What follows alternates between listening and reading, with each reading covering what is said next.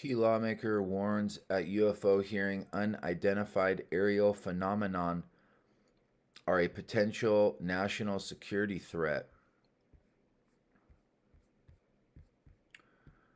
Pentagon confirms UFO video is real, taken by Navy pilot. CNN, a House panel is holding a public hearing Tuesday on unidentified aerial phenomena, popular known as UFOs, a high-profile moment for a controversial topic that has long been regulated to the fringes of public policy.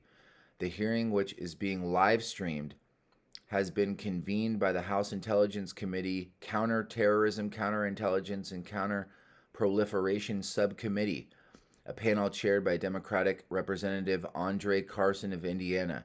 Carson warned in his opening remarks at the hearing, "This hearing and our oversight work has a simple idea at its core. Unidentified aerial phenomenon are a potential national security threat, and they need to be treated that way."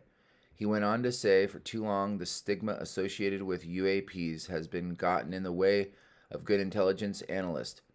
Pilots avoided reporting, were laughed at when they did. DoD officials regulated the issue.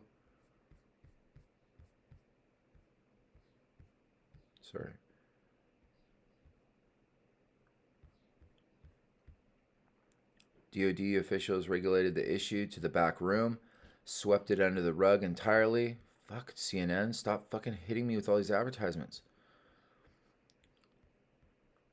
Fearful of skeptical national security community. Today we know better. UAPs are unexplained. It's true, but they are real. They need to be investigated, says CNN. CNN, huh? Any threats they pose need to be mitigated. As part of the proceedings, Ronald Moultrie, Under Secretary of Defense for Intelligence and Security, Scott Bray, Deputy Director of Naval Intelligence, and appearing before the subcommittee. The public hearing concludes. The panel will also be holding a closed-door session where everything that you want to know is being discussed. Classified briefing. Okay. The event is first congressional public hearing on UFOs in decades. It follows the release last year by the U.S. intelligence community of a long-awaited report on mysterious flying objects that have been seen moving through restricted military airspace over the last several decades.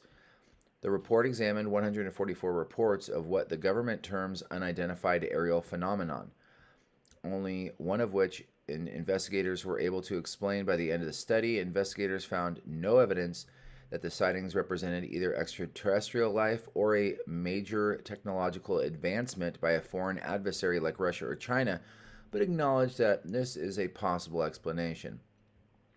For lawmakers and intelligence and military personnel working on unexplained aerial phenomenon, a bigger concern with the episodes is not that alien life is visiting Earth, but rather that a foreign adversary like Russia or China might be fielding some kind of next-generation technology in American airspace that the United States doesn't know about. November 2001, Department of Defense announced the creation of the Airborne Object Identification and Management Synchronization Group.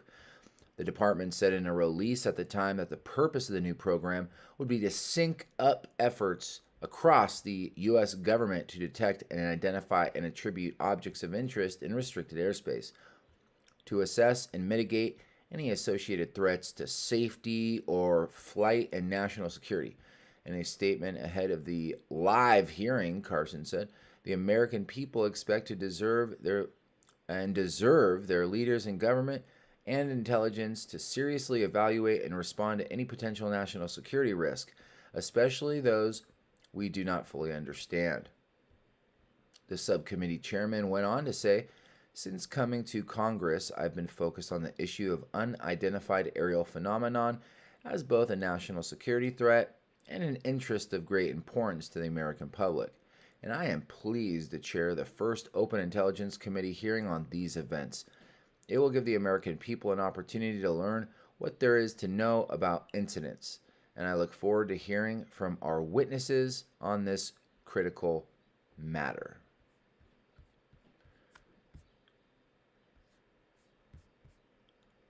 Live stream link is right here. It's a YouTube link. Ah, Shekadanza. All right. So I'm going to go here to fucking... How do I share it? Because I can't share this subcommittee, whatever. Little link it. Little links, please, here. Little links. All right, we have little links. Little links didn't work. Fuck. All right, make small link, small links. Tiny URL, baby. Nothing. Enjoy. Here's the fucking thing. Enjoy it. Copy it. Fucking tiny link, you. Let's put it in here and paste it. Customize your link. Customize your link. I agree to the privacy terms. We'll put the UFO. UFO. Tiny link. Make it tiny, baby. Alias must be 5 characters long. UFO. USA. Okay. Alias is not available. Motherfuck that. Make it US. I said UFO US, baby. UFO US. Haha, it works. Son of a bitch, I got it. Okay, let's go back down here. Go to live streaming. Pop this shit out. Here's your little live stream of the UFO conference. What time is it? Okay, there's your UFO link right there. Hey, moderators, put that shit out.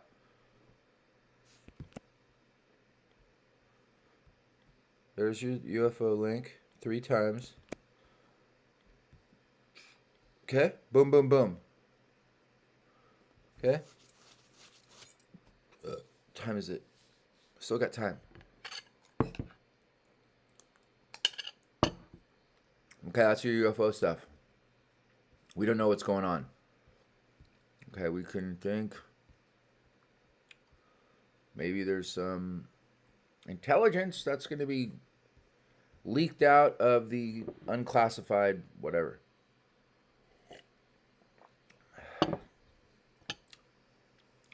I'd like to see it. Can I record it?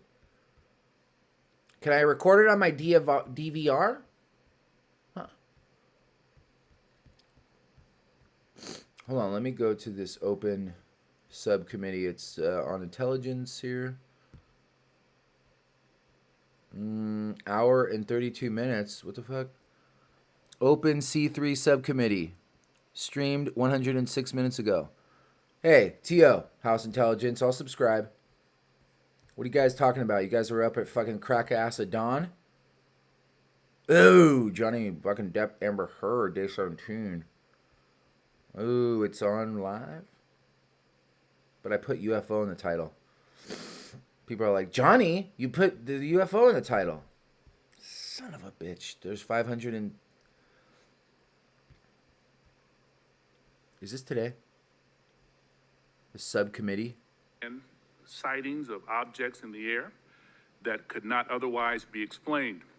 For more than 20 years, that project had treated unidentified anomalies in our airspace as a national security threat to be monitored and investigated. In 2017, we learned for the first time that the Department of Defense had quietly restarted a similar organization tracking what we now call unidentified aerial phenomena, or UAPs. Last year, Congress rewrote the charter for that organization, now called the Airborne Object Identification and Management Synchronization Group, or AIM-SOG. For short, today we will bring that organization out of the shadows. This hearing and oversight work has a simple idea at its core. Unidentified aerial phenomena are a potential national security threat, and they need to be treated that way. For too long, the stigma associated with UAPs has gotten in the way of good intelligence analysis. Pilots avoided reporting or were laughed at when they did. DOD officials relegated the issue to the back room or swept it under the rug entirely, fearful of a skeptical national security community. Today, we know better. UAPs are unexplained, it's true, but they are real. They need to be investigated, and many threats they pose need to be mitigated. Undersecretary Moultrie, Mr. Bray, thank you for coming today. First, we need you to update us on the status of AIMSOG. The legislation creating it was passed in December. The deadline for implementation is fast approaching, but the group does not even have a named director. We need to know, sirs, the status of the organization and the obstacle to getting it up and running. Secondly, you have to convince the audience today, and most especially our military and civilian aviators, the culture has changed. That those who report UAPs will be treated as witnesses, not as kooks. Thirdly, you need to show us, Congress, and the American public whose imaginations you have captured. You are willing to follow the facts where they lead. You know, we fear sometimes that the DOD is focused more on emphasizing what it can explain, not investigating what it can. I'm looking for you to assure us today that all conclusions are on the table. One final note, we are mindful today that AIMSOG is not starting from scratch. This is the third version of this task force in DOD, and civil society groups like the Mutual UFO Network, Mr. Corbell and others have been collecting data on this issue for years. I hope you'll explain how you can leverage the knowledge and experience of our prior work on this matter to move the AIMSOG along. The last time Congress had a hearing on UAPs was half a century ago. I hope that it does not take 50 more years for Congress to hold another, because transparency is desperately needed. I now turn to Ranking Member Crawford for comments he'd like to make. Thank you, Mr. Chairman. Honorable Moultrie and Mr. Bray, thank you for coming here today. We appreciate it. To begin the open dialogue between Congress and the executive branch on this important topic. While this topic evokes creative imaginations of many, aside from all the... Shh! You shut that mouth, sir. Now, was this early this morning? Tuesday, May 17, 9 in the morning Eastern. Oh, looks like I was just in time to get that there, boy. The hype and speculation, there are important underlying issues posed. Can I just see what's going on with Johnny really quick? Well, I just want to just really quickly, just see what the fuck they're doing.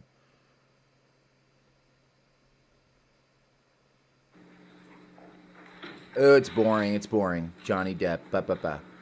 Oh, what's going to happen?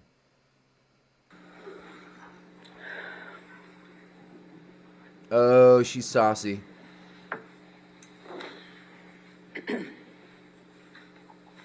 It's boring. It's boring. It's boring. There's too many people watching, though. All right, here. We're going to skip to where we were. Skip ahead, sir. I'm looking for you to assure us today that all conclusions are on the table. Okay. Shh. So this was this morning. Okay. Hold on. Let me make sure that everything's kosher here. House Intelligence. I had way more subscribers than you, House Intelligence, until you guys shut me down.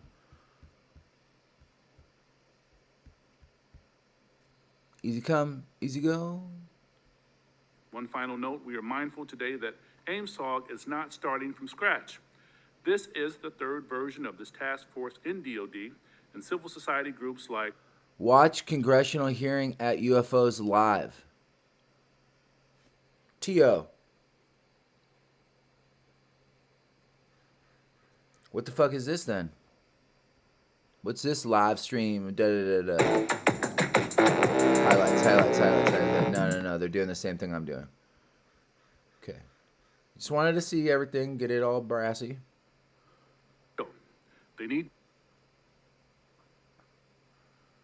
This hearing and oversight work has a simple idea at its core. Unidentified aerial phenomena are a potential national security threat, and they need to be treated that way.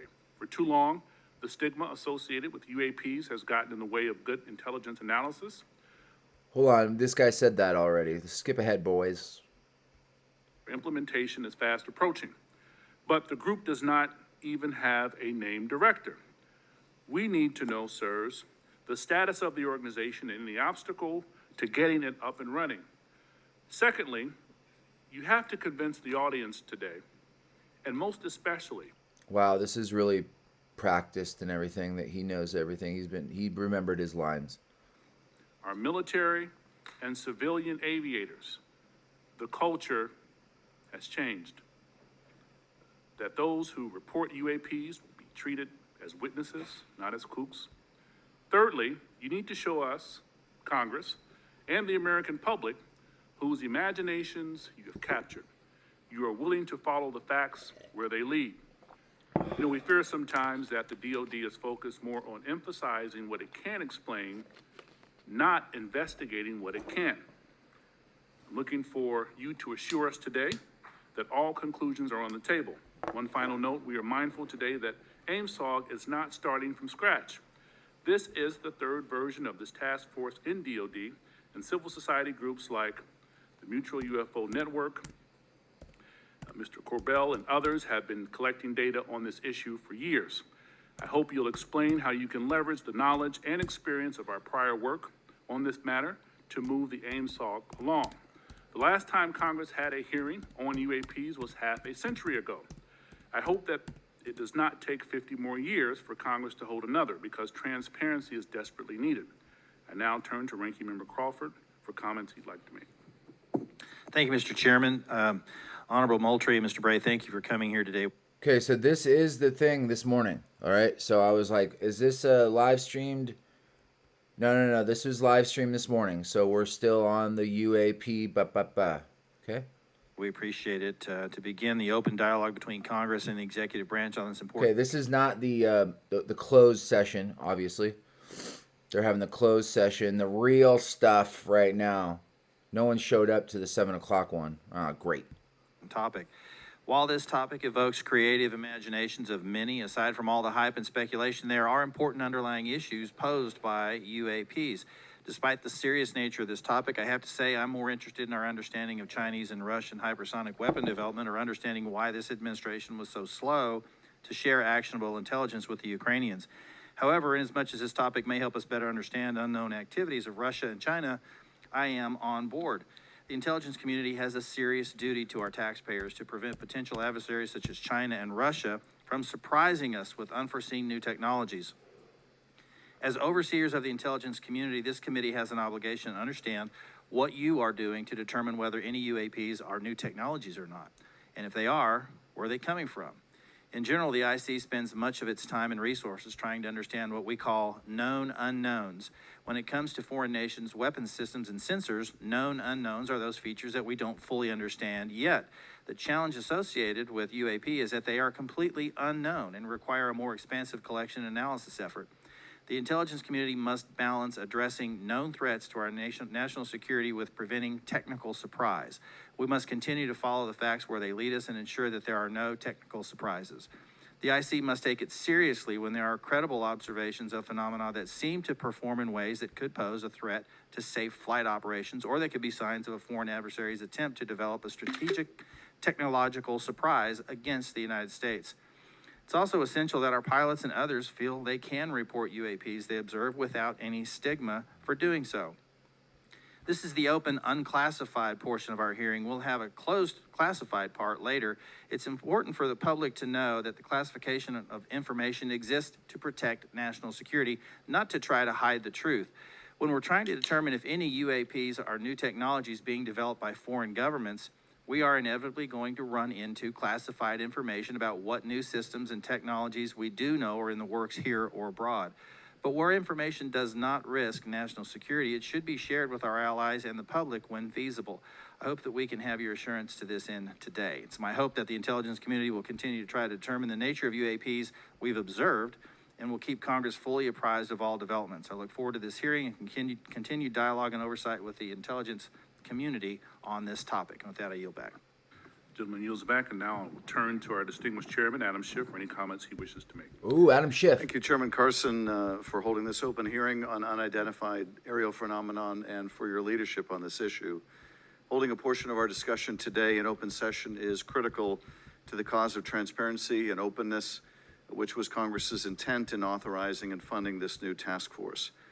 The larger effort that is being undertaken to study and characterize UAP reports is an important step towards understanding these phenomenon, what we know and don't know.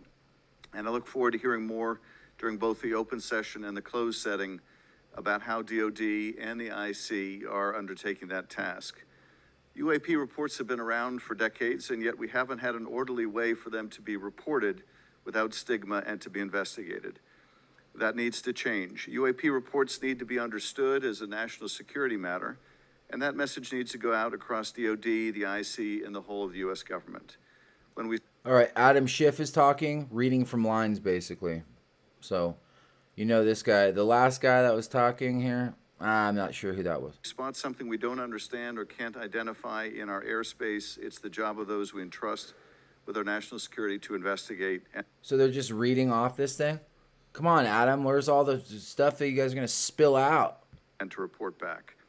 That is why it's important that we hold this open hearing for the public to hear directly from the Department of Defense on the steps it's taking to track, analyze, and transparently communicate the work that is being done on this issue. It is also the responsibility of our government and this panel to share as much as we can with the American people, since excessive secrecy only breeds distrust and speculation. I look forward to hearing how the UAP task force is being stood up, what challenges they still face, and how this committee can make sure the task force is able to shed light on one of the world's most enduring mysteries. I thank you gentlemen for your work, and be very interested to hear what you have to say. To me, among the most fascinating questions are these phenomena that we can measure. That is, instruments report there is something there. It is not the human eye confusing objects in the sky. There is something there, measurable by multiple instruments, and yet it seems to move in directions that are inconsistent with what we know of physics or science more broadly. And that to me poses questions of tremendous interest and as well as potential national security significance. So we look forward to hearing what you're able to report to us today in open session, and I want to thank Chairman Carson again for his Open session. extraordinary leadership on this issue, and I yield back. All right. He yields back. Chairman yields back. Thank you. With that, we will start our hearing under Secretary. All right, the hearing is starting. The hearing is starting. Everyone on the ground. Moultrie, the floor is yours, sir. 17 minutes. Right at 17 minutes. Is that a coincidence? Thank you. Chairman Schiff, Committee Chairman Carson, Ranking Member Crawford, distinguished members of the subcommittee, it's a privilege. All right, so this is fucking the House Ronald Moultrie. The Honorable Ronald Moultrie. Okay? He's a big black shaved head dude. To be here with you today to address your questions regarding unidentified aerial phenomenon, or UAP. I'm pleased to be joined by Mr. Scott Bray, the Deputy Director of Naval Intelligence, who will speak to the Navy's Unidentified Aerial Phenomenon Task Force, which laid the foundation for the efforts we will discuss today. First, I'd like to thank Congress for supporting the Department's UAP efforts. The NDAA for fiscal year 2022 has helped us to establish a dedicated office to oversee processes and procedures for the timely collection, processing, analysis, and reporting of UAP-related data. What are UAP? Put simply, UAP are airborne objects that, when encountered, cannot be immediately identified. However, it is the Department's contention that by combining appropriately structured, collected data with rigorous scientific analysis, any object that we encounter can likely be isolated, characterized, identified, and if necessary, mitigated. We know that our service members have encountered unidentified aerial phenomena, and because UAPs pose potential flight safety and general security risk, we are committed to a focused effort to determine their origins. Our effort will include the thorough examination of adversarial platforms and potential breakthrough technologies U.S. government or commercial platforms, allied or partner systems, and other natural phenomena. We also understand that there has been a cultural stigma surrounding UAP. Our goal is to eliminate the stigma by fully incorporating our operators and mission personnel into a standardized data gathering process. We believe that making UAP reporting a mission imperative will be instrumental to the effort's success. The Defense Intelligence and Security Enterprise provides real-time support to our warfighters and mission personnel across all domains. To optimize the department's UAP work, we are establishing an office within the Office of the Secretary of Defense. That office's function is clear: to facilitate the identification of previously unknown or unidentified airborne objects in a methodical, logical, and standardized manner. These goals will ensure that we are working closely with operational personnel on training and reporting requirements, developing data and intelligence requirements, standardizing and integrating processes and procedures for collection, operational surveillance, analysis, and reporting, leveraging our research and development capabilities to improve detection, characterization, and identification of UAPs, developing mitigating solutions and procedures, and identifying strategy and policy solutions. This effort will maximize collaboration and build upon already existing relationships with the Office of the Director of National Intelligence, the FAA, DHS, and the FBI.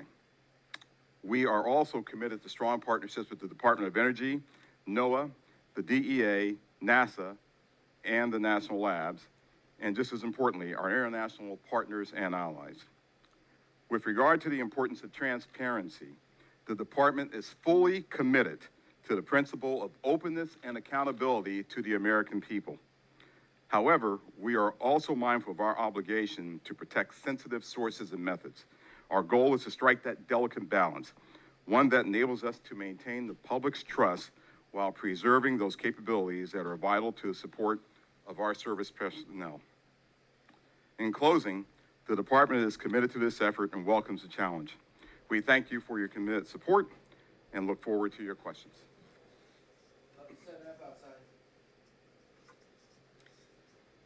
Chairman Schiff, Chairman Carson, Ranking Member Crawford, and committee members, thank you very much for the opportunity to be here today to highlight the ongoing work of the Department of Defense regarding unidentified aerial phenomena.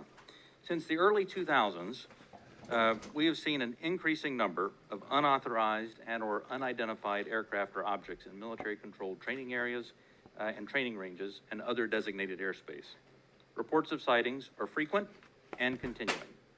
We attribute this increase in reporting to a number of factors, including our work to destigmatize reporting, an increase in the number of new systems such as quadcopters and unmanned aerial systems that are in our airspace, identification of what we can classify as clutter, mylar. This is Mr. Scott Bray, Deputy Director of Naval Intelligence. Mr. Scott Bray.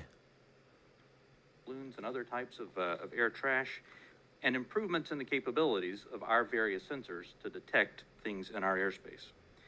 Almost 2 years ago, in August of 2020, Deputy Secretary of Defense Nordquist directed the establishment of the Unidentified Aerial Phenomena Task Force within the Department of the Navy. The UAP Task Force was built on the foundation of the Navy's initial efforts to respond to the reports from our aviators on unidentified objects observed in our training ranges. The basic issues then and now are twofold.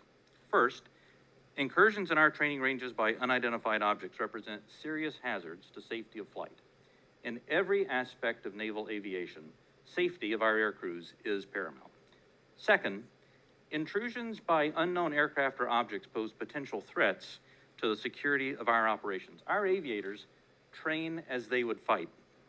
So any intrusions that may compromise the security of our operations by revealing our capabilities, our tactics, techniques, or procedures are of great concern to the Navy and the Department of Defense. From the very beginning, we took these reports very seriously. We instituted a data-driven approach to the investigations where we could collect as much data as possible and use all available resources to analyze and make informed decisions on the best ways to address our findings. Our main objective was to transition UAP efforts from an anecdotal or narrative-based approach to a rigorous science and technology engineering-focused study. This data-driven approach requires input from a wide variety of sources. In the early stages, the task force worked to standardize the reporting mechanisms and processes to make it as easy as possible for personnel to report any engagement so that we were getting that wide range of reporting that we needed. We also spent considerable efforts engaging directly with our naval aviators and building relationships to help destigmatize the act of reporting sightings or encounters. And we worked with naval aviation leadership to provide additional equipment to record any encounter. Navy and Air Force crews now have step-by-step procedures for reporting on a UAP on their knee board in the cockpit and in their post-flight debrief procedures. The direct result of those efforts has been increased reporting, with increased opportunities to focus a number of sensors on any objects. The message is now clear. If you see something, you need to report it. And the message has been received. In fact, recently, I received a call from a senior naval aviator with over 2,000 flight hours. He called me personally from the flight line after landing to talk about an encounter that he had just experienced. Those were just the initial steps. We also made a concerted effort to assemble subject matter experts from across the Department of Defense and the intelligence community and other U.S. government agencies and departments. We forged partnerships with the research, development, and acquisition communities, with industry partners, and with academic research labs, and we brought many allies and international partners into our discussions on UAP. Additionally, subject matter experts from a wide variety of fields, including physics, optics, metallurgy, meteorology, just to name a few, have been brought in to expand our understanding. Hey, dude, what's up with this? What'd you do?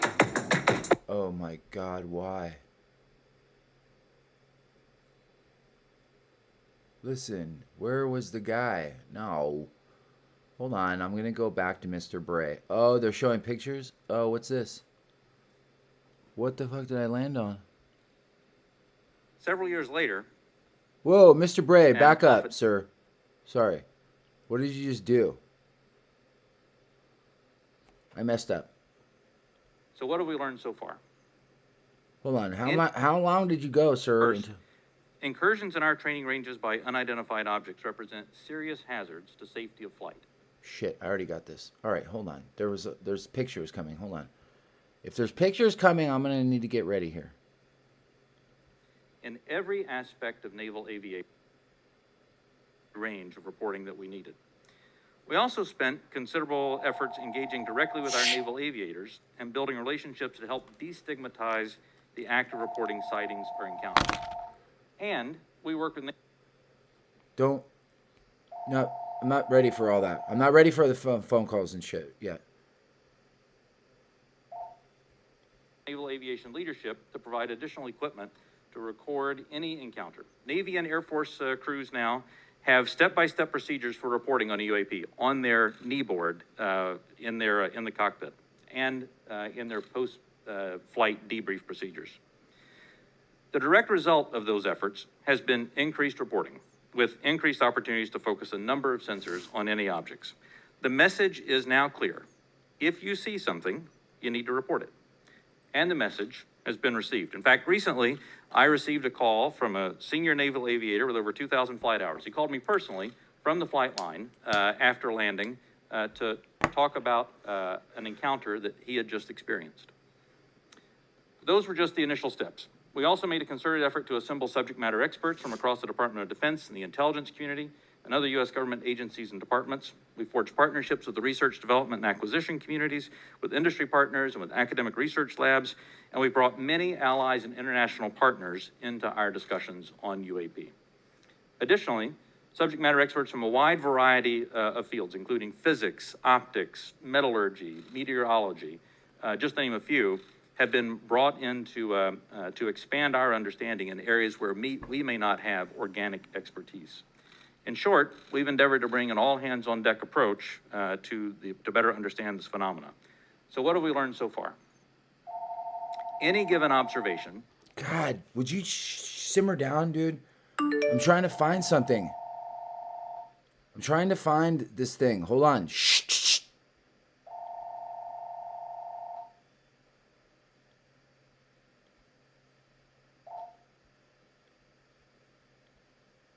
Did he already say it?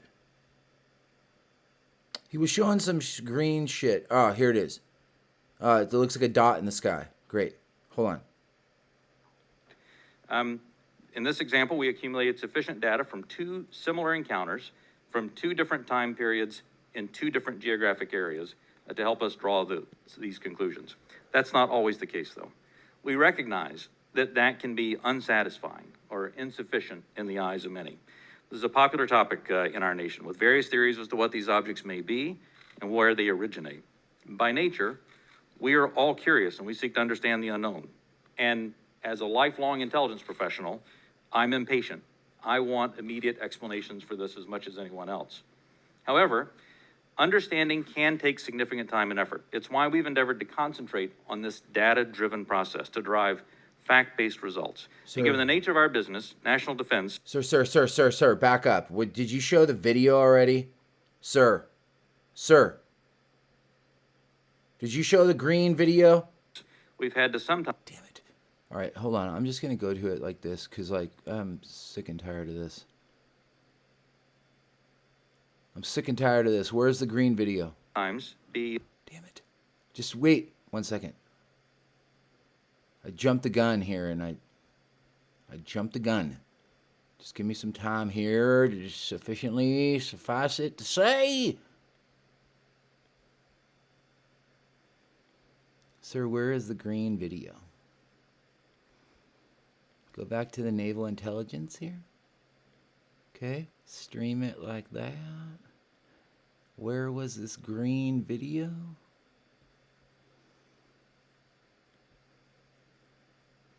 From the flight line, after landing...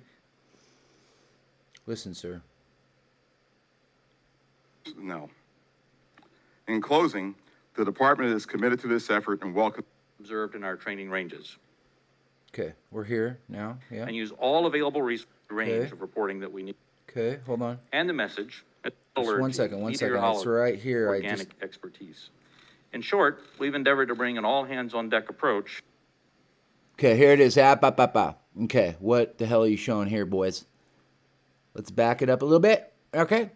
Forge partnerships with the research, development, and acquisition communities, with industry partners, and with academic research labs, and we've brought many allies and international partners into our discussions on UAP. Additionally, subject matter experts from a wide variety of fields, including physics, optics, metallurgy, meteorology, just to name a few, have been brought in to expand our understanding in areas where we may not have organic expertise. In short, we've endeavored to bring an all-hands-on-deck approach to better understand this phenomena. So what have we learned so far? Any given observation may be fleeting or longer. It may be recorded or not. It may be observable by one or multiple assets. In short, there's rarely an easy answer. For example, let me share with you the first video that we have here today. Yes. Which shows an observation in real time. All right. Shh. This is at 26 minutes into the hour and 32 minutes and 50-second live stream. Just for you guys at home, if you guys are looking at the link that I set up, 26 minutes into the video. I'm sorry, it's at 25 minutes, 57 seconds. 25 minutes, 57 seconds. Okay? Shoot. Hold on. All right. It looks like a dot in the sky. You guys aren't missing much.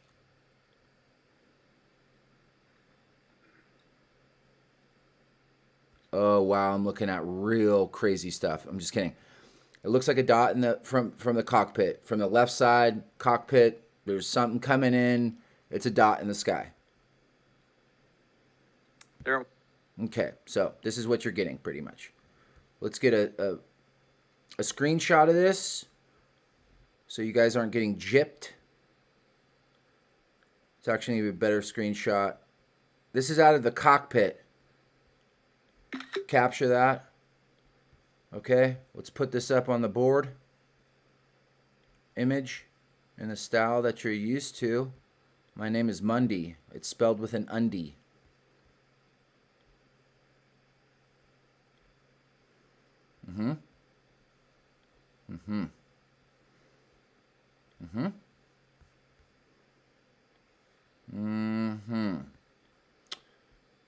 So that's what we're dealing with, sir. Keep going. It was. That's, in many cases, that's all that a report may include. And in many other cases, we have far less than this. As we detailed in both the unclassified and classified versions of the preliminary assessment released by the Office of the Director of National Intelligence last June, this often limited amount of high-quality data and reporting hampers our ability to draw firm conclusions about the nature or intent of UAP. As detailed in the ODNI report, if and when individual UAP incidents are resolved, they likely fall into one of 5 potential explanatory categories: airborne clutter, natural atmospheric phenomena, U.S. government or U.S. industry developmental programs, foreign adversary systems, or a other bin that allows for a holding bin of difficult cases and for the possibility of surprise and potential scientific discovery. We stand by those initial results. Since the release of that preliminary report, UAP Task Force database has now grown to contain approximately 400 reports. The stigma has been reduced. We've also made progress in resolving the character of a limited number of UAP encounters. For example, let me show you a couple of another video and image taken years apart in different areas. In this video, U.S. Navy personnel recorded what appears to be triangles, some flashing. Hey. Recorded It went away. Hold on. Damn. several years ago, Up. off the coast of the United States. This was recorded Damn. on the U.S. Navy ship. Dude, they have the closed captioning in front of the thing. Bro, how lame is that? They have the closed captioning in front of the thing. Observed a number of small unmanned aerial systems. Dude, turn the closed captioning off. Change. Closed captioning. Turn the closed captioning off. Thanks. In the area. Okay. Important. Okay. That's it? All right. Go and show the... I got a closed image here. Just wait 1 second. Screenshot it. Capture it.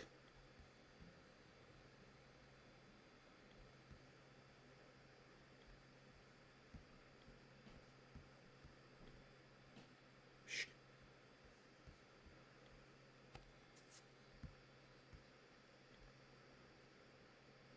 Okay, sir, we got it.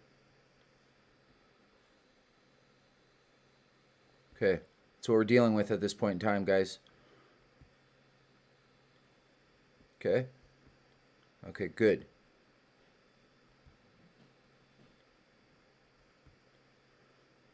Okay, so we want the dot in the sky, don't we? We want the dot in the sky. So you know that we covered this here. All right, sir, keep going. Importantly, the video was taken through night vision goggles with a single lens reflex camera. These remained unresolved for several years.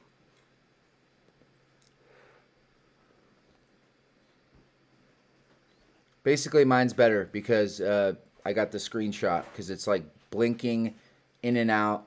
So this is basically when it is visible. That's what you're able to see. No questions, no ifs, ands, ors about it. They're still with the capture goggles. Horrible video. There's nothing much to see here. Still terrible video. Now it's really like, now they're zooming back. So it's getting littler and littler. It's in front of the moon. Okay? So this one that you have right here on the left side of the screen in the green is in front of the moon, and that's what's seen, and it's blinking, right? It's blinking. So this capture right over here on the left side of your screen is when it is blinking. You see a triangle. Okay. Now we're here where the moon, there's something still kind of lingering. Several years later, That's it. and off a different coast, U.S. Navy personnel, again, in a swarm of unmanned aerial systems, and again through night vision goggles and an SLR camera, recorded this image. Shh. Screenshot it. Capture it. Okay, you guys aren't missing anything. Okay. Here, I'll show you the image. Browse it, please. There. Okay, that's the other one. Yeah, that's the other one. Great. So they're going to show us triangles there. Okay, so this is the other one.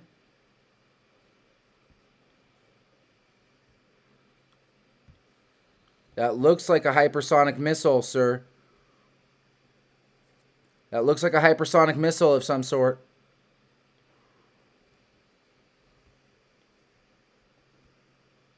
By the way, the rockets were in effect last night. Rumblings loud and clear.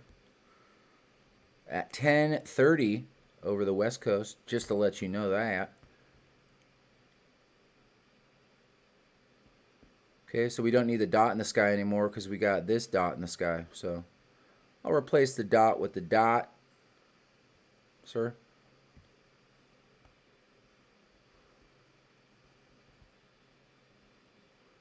Can I get these UFOs down here, maybe? All right, so we're going to go back to the subcommittee. Okay, so you guys seen everything right there? All right, good. Okay, sir, keep going. But this time, other U.S. Navy assets also observed unmanned aerial systems nearby. And we're now reasonably confident that these triangles correlate to unmanned aerial systems in the area. The triangular appearance is a result of light passing through the night vision goggles and then being recorded by an SLR camera. I don't mean to suggest that everything that we observe is identifiable, but But this is a great example of how it takes considerable effort to understand what we're seeing in the examples that we are able to collect. In this example, we accumulated sufficient data from two similar encounters from two different time periods in two different geographic areas to help us draw these conclusions. That's not always the case, though. We recognize that that can be unsatisfying or insufficient in the eyes of many. This is a popular topic in our nation, with various theories as to what these objects may be and where they originate. By nature, we are all curious and we seek to understand the unknown.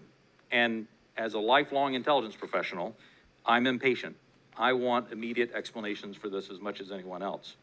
However, understanding can take significant time and effort. It's why we've endeavored to concentrate on this data-driven process to drive fact-based results. And given the nature of our business, national defense, we've had to sometimes... Sir, can you please get to the point here? What are you saying? ...be less forthcoming with information in open forums than many would hope. They referenced the open forum again. If UAP do indeed represent a potential threat to our security, then the capabilities, systems, processes, and sources we use to observe, record, study, or analyze these phenomena need to be classified at appropriate levels. Hey. We do not want potential adversaries to know exactly what we're able to see or understand. Oh, that's a good point. Or how we come to the conclusions we make. Well, shoot. Therefore, public disclosures must be carefully considered on a case-by-case basis. Planet X Watcher says talking in circles. Hey, we're trying to get the facts of the matter here. So what's next? We're concentrating... What is next, sir? On a seamless transition to the new organization. And future analysis of complicated issues of UAP issues will greatly benefit from the infrastructure, the process, and the procedures that we've developed to date. I'm confident that the task force under Navy leadership has forged a path forward that will allow the task force allow us to anchor assessments in science and engineering by anecdotal evidence. We remain committed to that goal, as I know the USDI organization does as well. So thank you very much for your interest and That's all the Navy has. continuing support for the UAP Task Force. The team's made a lot of progress, but we really are just establishing the foundation UAP Task Force. for the more detailed analysis that's yet to be done. And with What? Is that in the closed session? your continued support, we can sustain that momentum necessary to produce data-centric analysis and understanding of the phenomena. I look forward to your questions. Thank you. Thank you, Mr. Bray. That was Mr. Bray. This is the third version of this task force, and to be frank, one of Congress's concerns is that the executive branch and administration, both parties, has been sweeping concerns about UAPs under the rug by focusing on events that can be explained and avoiding events that cannot be explained. What can you say to give the American people confidence that you aren't just focusing our attention on low-hanging fruit with easy explanations? Please stop reading, guys. Come on. You guys are afraid something's going to slip out, aren't you? They're reading everything. Congressman, I'll start, and then Mr. Bray, please feel free to weigh in. So the way that we're approaching this. Shh. The Triangle UFO is part of the Aurora project that goes Mach 7 plus too fast for a human to fly, even in a special flight suit. They are drones. The sonic booms, yes. I'm pretty sure that they're the new world order technology, but I want to keep my mouth shut because I don't want that slipping out. Oh, UFOs, maybe it's a new world order technology. The world government technology, I should say. Is with a more thorough, standardized methodology than what we have in the past. First and foremost, the Secretary of Defense is chartering this effort. This is not someone lower in the Department of Defense.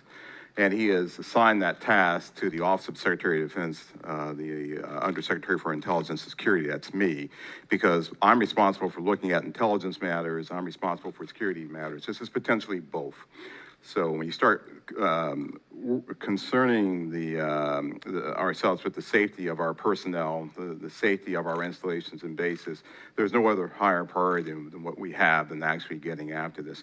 And as you have stated, we... Shh. Who's this guy in the back? Hold on. This guy, I've seen this guy. He's always just kind of jotting shit down. Who's this guy? We have been... They don't give him a freaking full face. All right, here. Can we get the identification on this guy? Who's this guy in the bow tie? He's always jotting down notes, kind of lurking in the background. Who is this dude? Right here.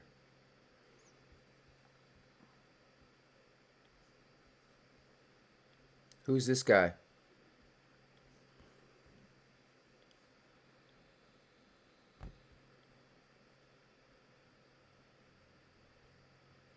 Do we got anything on the bow tie guy? Because I've seen him before, jotting down notes just like he's doing behind the... Yeah, who's the guy behind the guy that's talking? That's who I want to know about. This guy right here.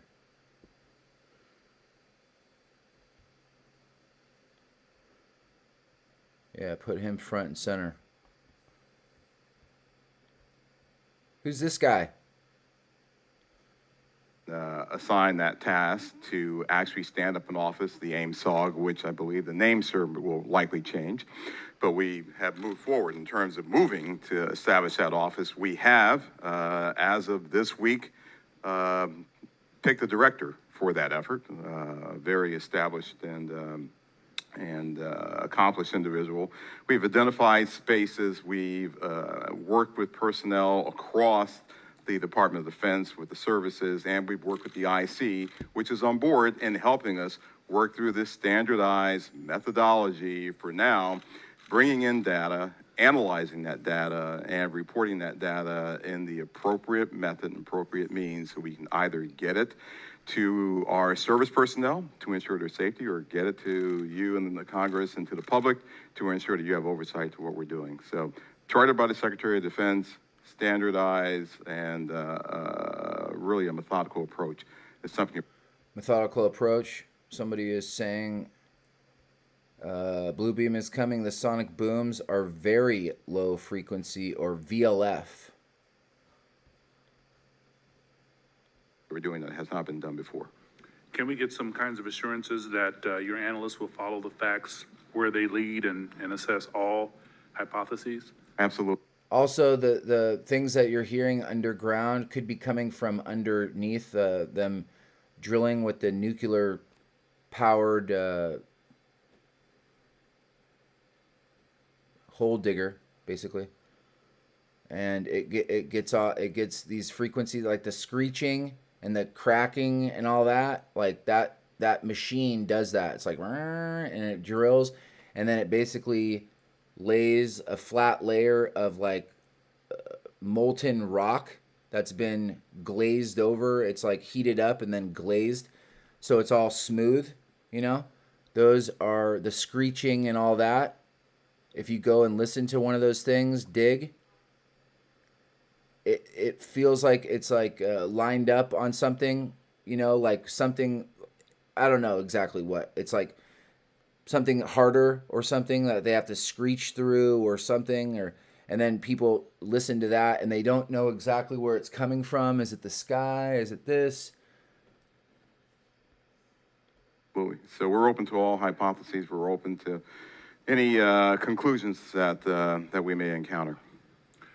Quickly, before I pass it to the ranking member and Chairman Schiff, I want to thank you both for taking the time, and I had a good time meeting with you. Heavy Heart says, we can't believe anything Shifty says. If he says one thing, just the opposite. Hold on, they hid what you wanted to say. Show it. Can't believe anything Shifty says. If he says one thing, just think the opposite. Oh, that's what they said. Yeah, I read that. That's fine. Are you logged in? I mean, I'm logged in as much as I'm going to get logged in. New scratching, gotta wonder what's really going on. Well, this is the new, you know, the thing that's coming. Like they said at the very end, the tunnel boring machine. Okay, that sounds more efficient. Tunnel boring machine. Elon Musk. Sure, Elon Musk is in space. He's in Mars. He's underground. He's He's on the Johnny Depp thing. Sure. You last week, Director Moultrie, Undersecretary Moultrie. He's with Amber Heard. Amber Heard's like, send Elon up. It's fair to say that you are a science fiction fan. Is that correct? It is fair to say that I am an inquisitive mind. Ronald Moultrie is having fun here. Ronald Moultrie is the one that's answering. He's the big black guy with the shaved head. Who has spent 40 years in the intelligence field and has focused on both science and science fiction. That is fair. Could you tell us about it? He's like, tell us about your love affair with the science fiction, Ronald. Yeah, well, yeah, look, my generation grew up looking at space sagas and Space sagas. Sergeant Greenleaf saying Elon Musk is full of shit. Mike Heavyheart, Jade Helm tunnels. All right. Somebody is sitting on their front porch with a deep underground military bases. Yep. Sitting on my front porch at night, you can hear them down there. Sounds a little like a washing machine at times. The DUMBS, or the DUMS. the Apollo program. So all of us who grew up in the 60s were just The boomers. Say it. Just say it. The boomers. thrilled by watching our first astronaut land on the moon. That was a momentous occasion to people who were of different generations. Some of them didn't believe that it happened. I still have relatives and friends who don't believe it happened, right? Science fiction to them. But to us, it was, no, that's the progress that we've made. And so I was enthralled by that, and I've taken that to heart. I enjoy the challenge of what may be out there. I have mentioned to you that, yes, I have followed science fiction. I have gone to conventions, even, I'll say it on the record. Got to break the ice somehow. But, I have done that, right? But there's nothing wrong with that. don't necessarily dress up, but I do, I do believe that it's important to show that the Department of Defense has, we have character, and we're people just like you, just like the American people. We have our Ronald. our inquisitiveness. We have our questions. We want to know what's out there as much as you want to know what's out there. We get the questions not just from you, we get it from family members. And we get them night and day. He looked back at somebody. He's looking back at some. I'll give you a picture. I'll give you a screenshot here. Ronald, smile for the camera. We got the guy that's unidentified still in the background, so I'll get him in the picture too. Capture the essence. And we'll put it up here for you guys to look at here.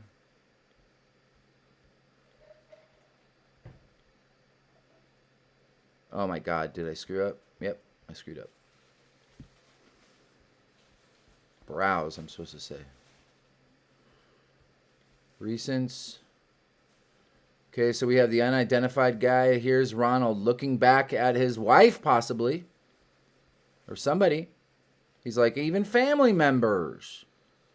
This guy doesn't look too happy behind him with his bow tie on. Ronald Moultrie is looking back at somebody. Okay, we still got this guy unidentified in the bow tie.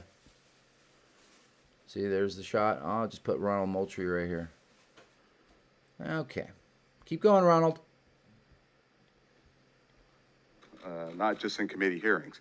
So finding what's out there is important, but first and foremost, it's important for us to do that so that we can ensure that our people, our personnel, our aviators, our bases and installations are safe. And then that curiosity factor is something else that we just want to know, because that's the human race. It's just, that insatiable. That's the human. That's the human faction, or what is it? That's the human decision. Desire to know. He looked back again. Thank you, sir. Ranking Member Crawford. Mr. Moultrie, you said you don't necessarily dress up. Oh, they're laughing. Everyone's having fun at the subcommittee hearing. That wasn't a real strong statement. The guy laughing is Mr. Crawford. Mr. Crawford. Gentlemen, thank you for being here today. We appreciate it. And thank you, Mr. Moultrie, for breaking the ice the way you did. Appreciate that. The inability to understand objects in our sensitive operating areas is tantamount to an intelligence failure that we certainly want to avoid. This is not about finding alien spacecraft, but about delivering dominant intelligence across the tactical, operational, and strategic spectrum. So my question is, how can AIMSOG lead to prevention of intelligence surprises? Sure, I'll start with that. So the goal of our effort is to integrate it into what we already do on a normal basis, which is look for the unknowns, Congressman, as you stated in your opening remarks, across all domains. So we've been doing this for decades. We've been looking at the space domain, looking at space objects, looking at space weather, looking at space phenomenon. We've been looking at things in the air domain. And we, as you know, and I'll talk more about this in classified session, but we have a very concerted effort to understand adversarial platforms and adversarial developmental programs. And we do that also in the ground domain. And of course, we're very interested in what happens in the underwater or sea domain, if you will, subsurface domain.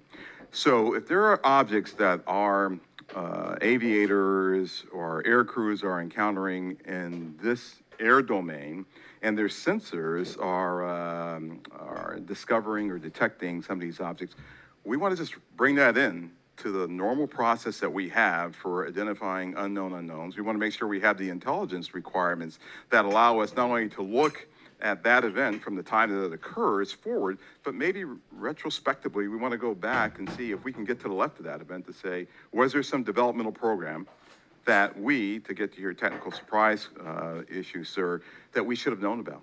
And if so, how do we put that intelligence requirement in place to ensure that we are following an adversarial development or any other development that may be out there?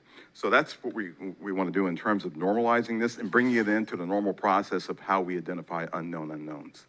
So you mentioned fidelity, and I think it's important to talk about the relationship from the Navy as the lead agency on this. How do you interact with Space Force, Air Force to create that degree of fidelity? We're talking about the sensors and so on. And I guess where I have some concerns that many of the images that we see commonly in this committee and even in open source, the resolution and the clarity that would allow a robust technical intelligence analysis is challenging.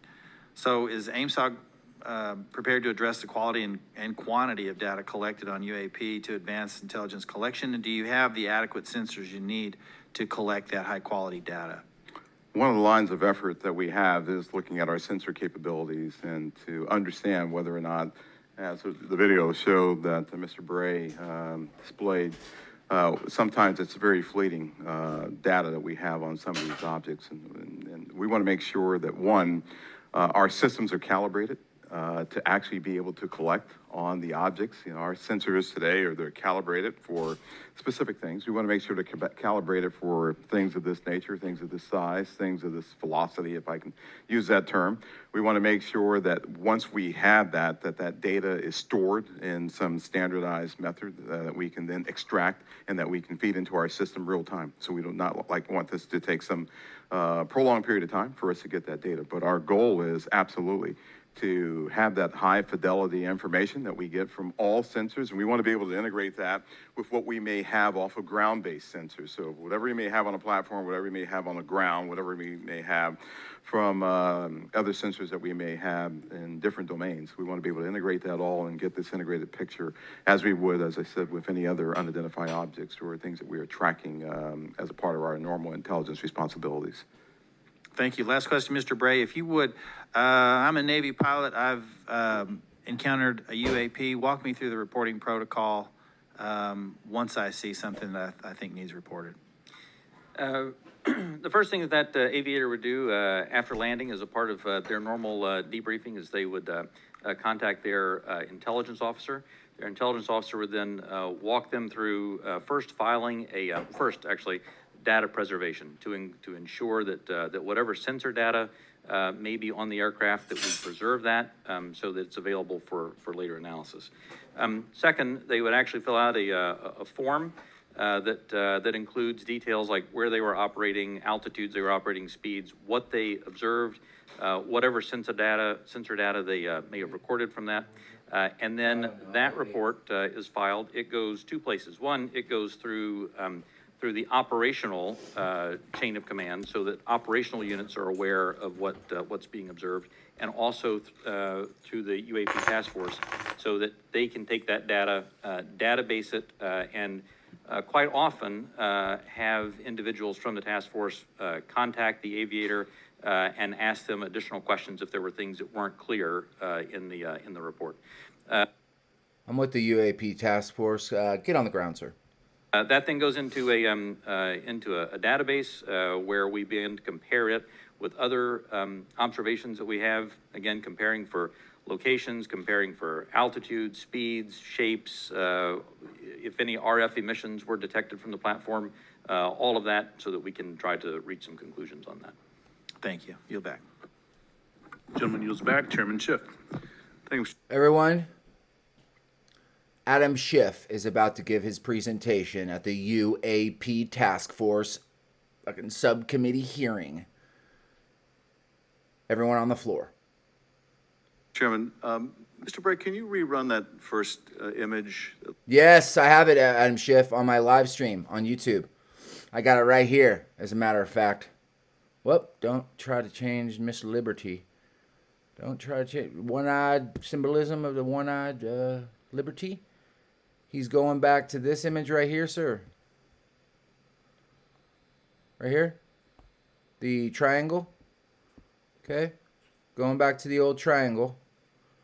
We still got this guy in the background.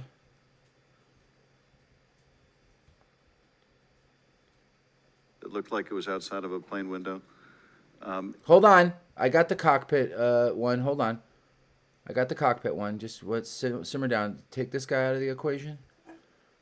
Where is the cockpit one? There's the cockpit one.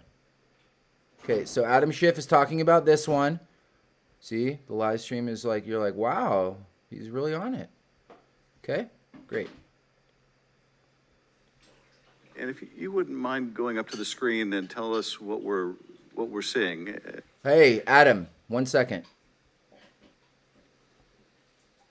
Okay, so they're talking about this. I gotta make it smaller so you can see the cockpit and everything. Okay, so here's the cockpit. Okay, here's the dot he's talking about. All right. And yes, it's very hard to capture these things, especially at night and everything, even with the night vision and everything. So we know how hard it is to capture these things. And by the other night's live stream, we know, if you were watching it in real time and then watch the live stream, how the camera can fill in the blanks with the pixels and everything. It's not reliable as far as credible analysis. You want to see exactly what you're looking at, like an exact representation. And if it's just a pixel that's blurred and it's going hypersonic speeds, good luck. So they have the equipment, and they're saying that, okay, we could kind of see what this is, but they're having a problem. They're saying identifying these things. Okay, let's bring the guy back with the bow tie. Yep. And then let's give it. This is the one at night, and then that's Ronald Moultrie.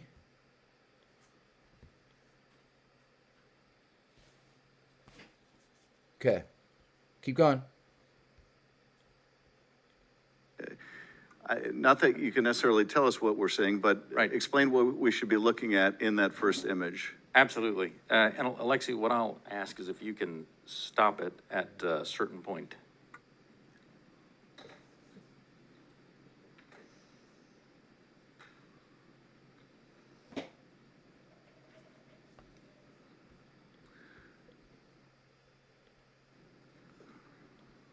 Okay, video 1, 2021, lb.mov.movie. I'll see where they stop it, because they're just basically going through. Really bad. Yeah, it looks like a dot. Basically, you're not gonna get the same. You're gonna get the same thing. It's a dot. Whoa! What was that? It kind of shot by. What was that? Hold on. They're looking trying to get. outside of a civilian aircraft window. Is that what we're looking at? This is a cockpit of a jet, isn't it? Okay.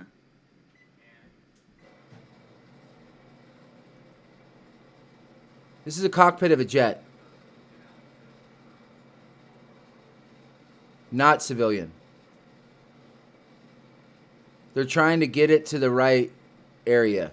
Basically doing what I'm doing. So.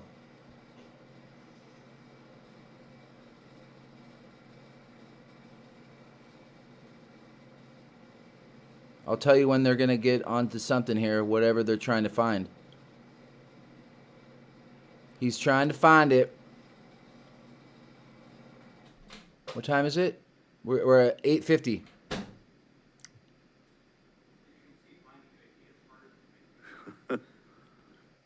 Adam Schiff laughed. What you'll find eventually on this, when we find the right frame, is for literally about one frame here, is a spherical object that passes right through here, passes right through there. So the aircraft is moving pretty fast in this direction, fly by. Is that it right there? The one that I have on screen, sir? Yes, it is. Okay, so he's big. Okay. I got it up on screen already. I already got the freaking shot. Yeah. So they just wanted this on. Yeah. See, I already had it. I already knew what was going down. All right. So I guess I can make it a little bigger here. Still going to be a dot. So. All right, Shiffy. You got us one time. Now get us again, Shiffy.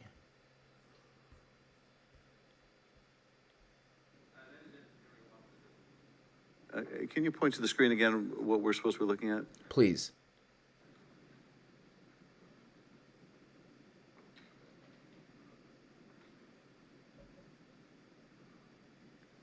They're going through They're trying to find something.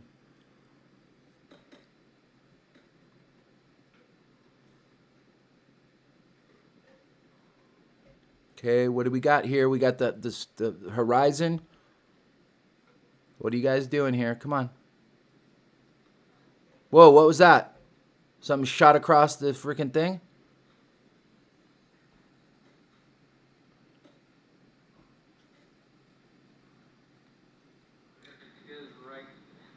Okay, if you could stop that frame. No, it's not. That's not the one, sir.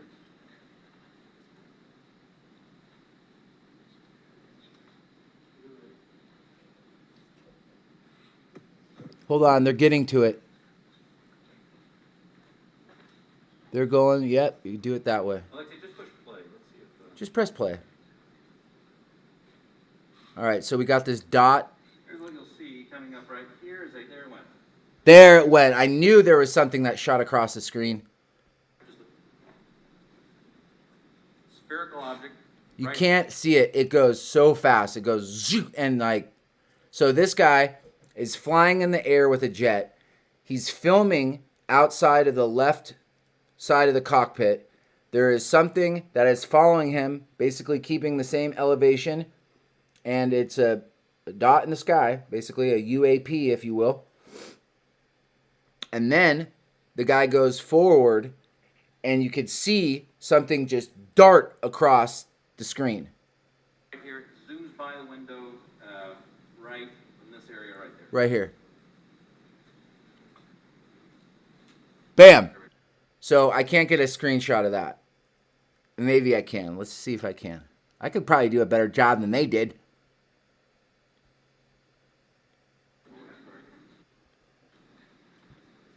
Okay, here we go, guys.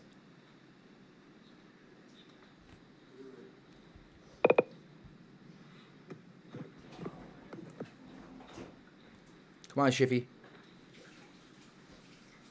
Alexei, just push play. Let's see if, Kill that noise, babe.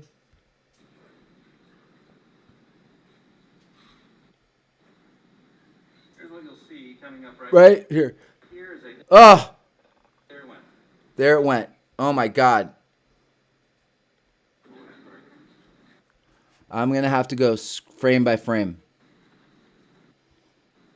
I'll try to get you the screenshot. Hold on. Just wait 1 second, please. Have patience. Okay, here we go. Here we go. Here we go. It's coming.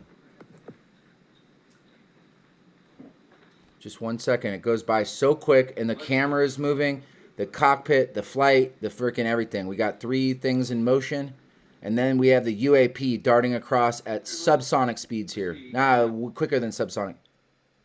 Right here is there it went. Oh my God, it's so quick.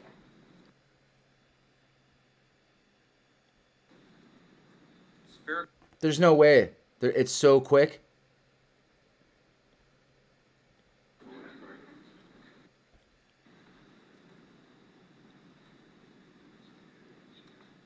He goes in front, and then it goes boom.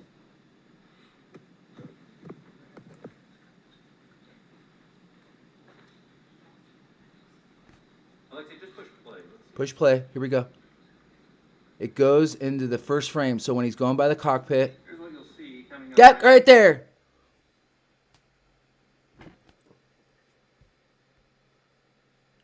I caught it.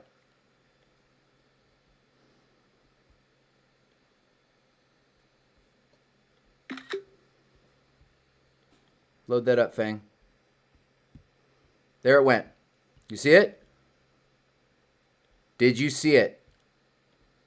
Yes or no?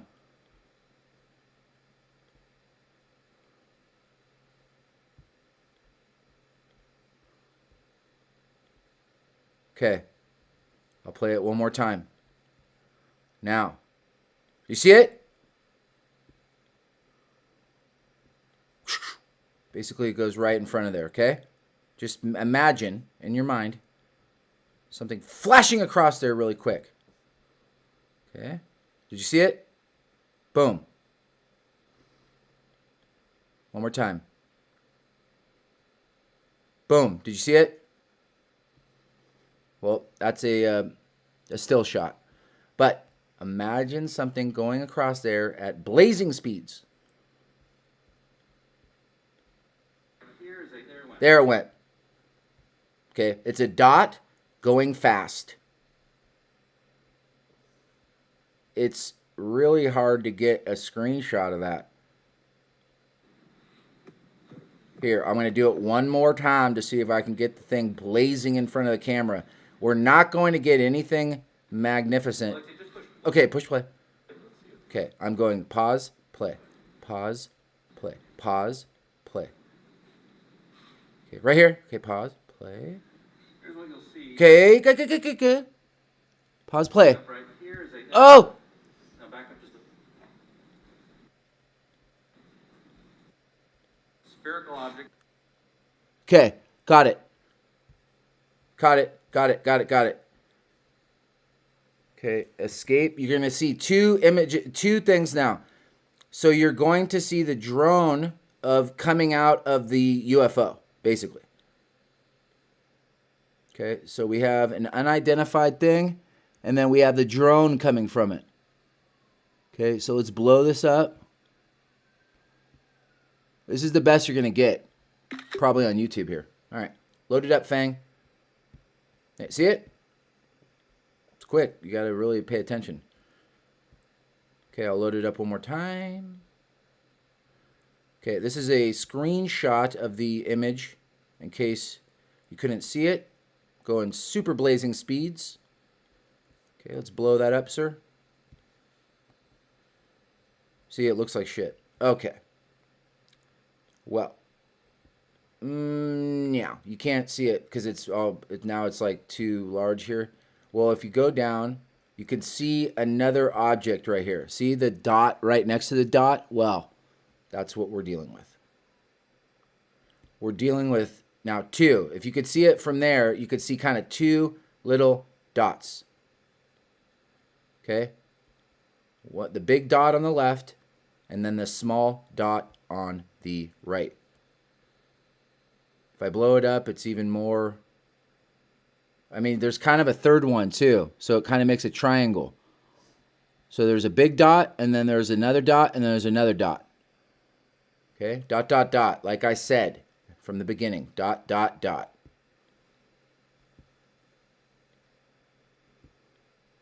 Okay. Put this down here, Ronald. Okay, we got that, we got that, we got that. We got this cockpit, a bunch of dots. Okay. Keep going. Right here, it zooms by the window, right in this area right there. Stop it.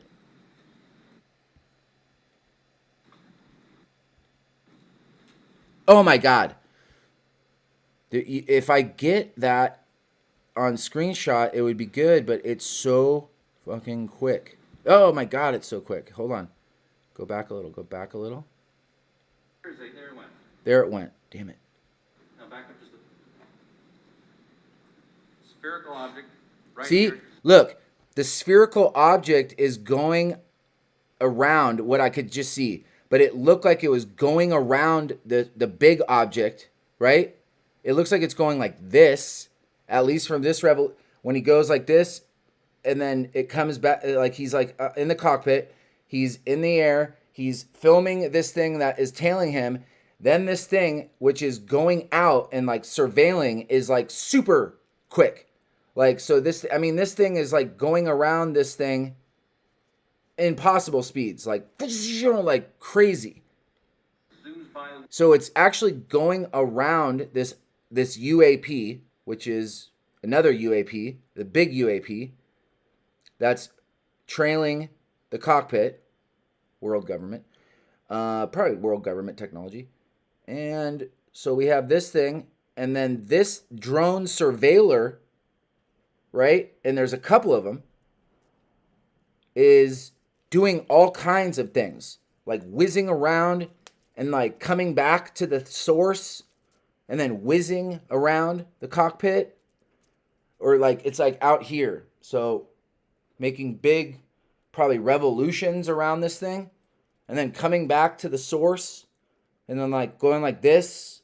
I mean, I don't know if it's doing that, but it looked like it was not just like right next to it. It looked like it was like going around it or something. And then this is, I'm going to try to catch it blazing past the camera. Window, right in this area right there. Oh, God. Oh, you son of a bitch. If I click it too fast, it goes and it makes it littler, smaller.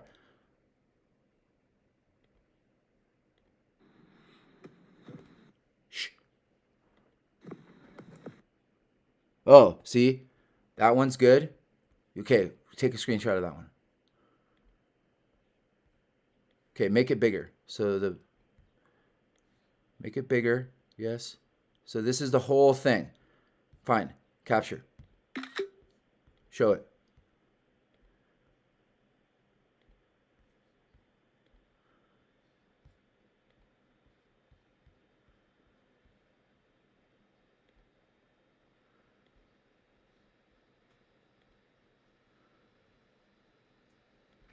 Okay. Now, as you can see here, the left one, the left bottom one, is the UAP big. The right top one is the surveyor drone type of operation UAP also. But I'm going to call it the surveyor drone from the UAP. That's what I'm calling it. Okay? I don't know what the Navy's calling it. I don't know what else people are calling it. I'm calling it the surveyor drone from the UAP. I mean, that's a pretty good one. You can see 2 dots, basically, but it's the best one. Now, this thing that's blazing by, I'm telling you, there's more than one surveyor drone.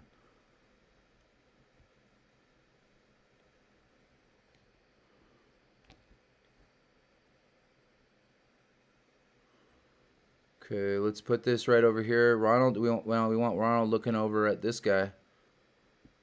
Okay. Okay, fine. But this is a good shot. Okay, it's built right there. I guess we can make that one bigger and go right there, yeah. Okay, let me go like this and then get a screenshot of this so I don't lose any. Lose anything? Hold on. Okay, go like that.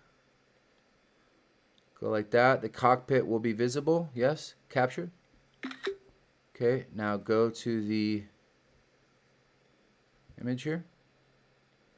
Bring that down to brassy size.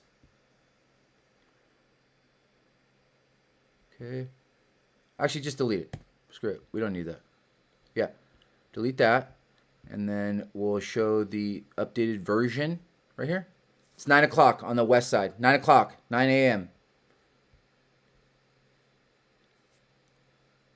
I got a quick meeting here.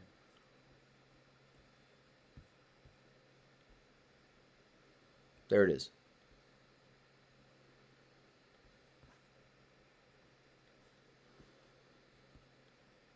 Okay, now, as you can see, we got some sort of contrail or possibly something. Look at this line here. And then we have the surveyor drone coming around the UAP. All right. So this screenshot was well worked for. Yeah, this one. Keep this guy right there. Yeah, sure. All right. Gwendolyn is here, everyone. Gwendolyn is here. We can get rid of this shot too, sure.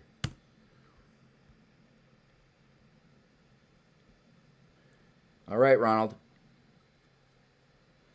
You can see it using the frame by frame. I know, but I'm not in the editor program to that extent right now. I'm in the OBS, and the OBS Live.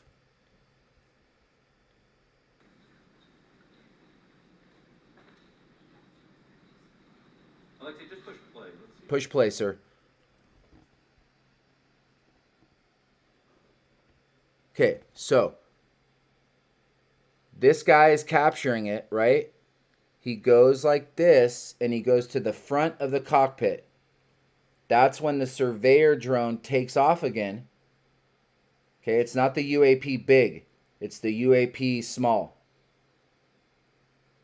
So this is the cockpit. So this is where you're watching the UAP large and the UAP small, or the UAP UFO big, the big UFO, and then the surveyor drone small, which I think there's a couple of them. Or this thing is going ultra like quick, who knows. But when he goes in front of the cockpit, this UAP surveyor drone goes, and it's not a missile. This would be a drone. And we know that they have hypersonic drones. We just don't know whose they are. Could be world government. Okay. So it's going in front of the cockpit.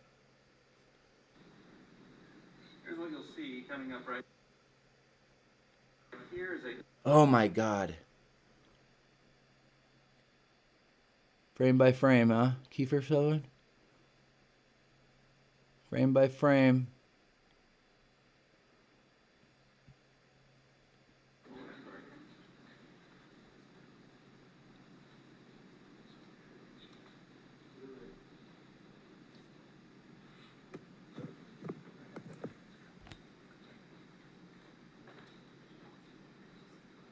Alexei, just push play. Let's see if...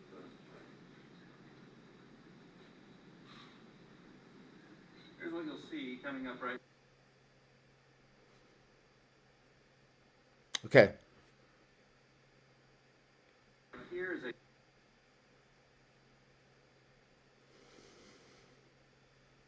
It's too fast. It's just a flash. So just imagine a dot in your head going by the cockpit really quick. Okay. There it went. There it went. Now back up just a... Spherical object. Right here. It zooms by the window. Right. Oh my God. It's like if it was a screenshot, it would be a streak. So you're going to see a streak. They're basically showing off the technology, because in the closed session they're like, all right. Right? There's no way that they don't know who the hell this thing is, unless it's super advanced world government shit. I don't know. I'm not saying it's aliens. I'm saying it's world government. That's my projection theories. World government, and they have these surveyor drones, and basically you have unidentified whatever. Okay? You have an unidentified ship that flies, probably another drone. Then you have another drone coming out of the other drone, because human beings can't be subjected to these type of things. So they're probably both drones. So we have a UAP large, UAP small, and the smalls, I don't know if they fit inside or if they're just working with this thing, or why they're coming to it like a little birdie with its mother. But they're doing stuff, and then they kind of surround it, and then kind of whatever, and then shoot out from it, come back to source, then shoot around this plane. So they're basically showcasing their technology. They're like, look at it, we're literally flying circles around you. Literally. Running circles around you. In this area right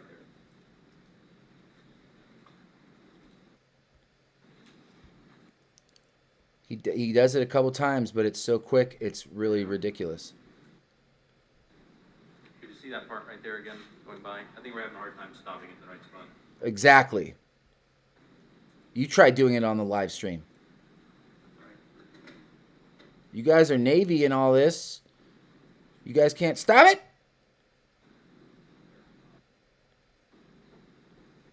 Really quick.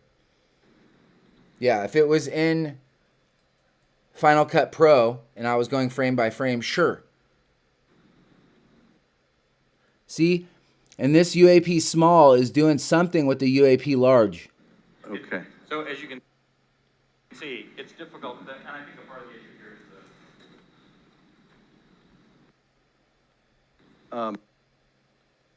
is the laptop we're working with is not as easy for stopping that. Oh, I almost had it, sir. That video in the right spot. Adam, simmer down. I got it. We'll describe what we have seen in that.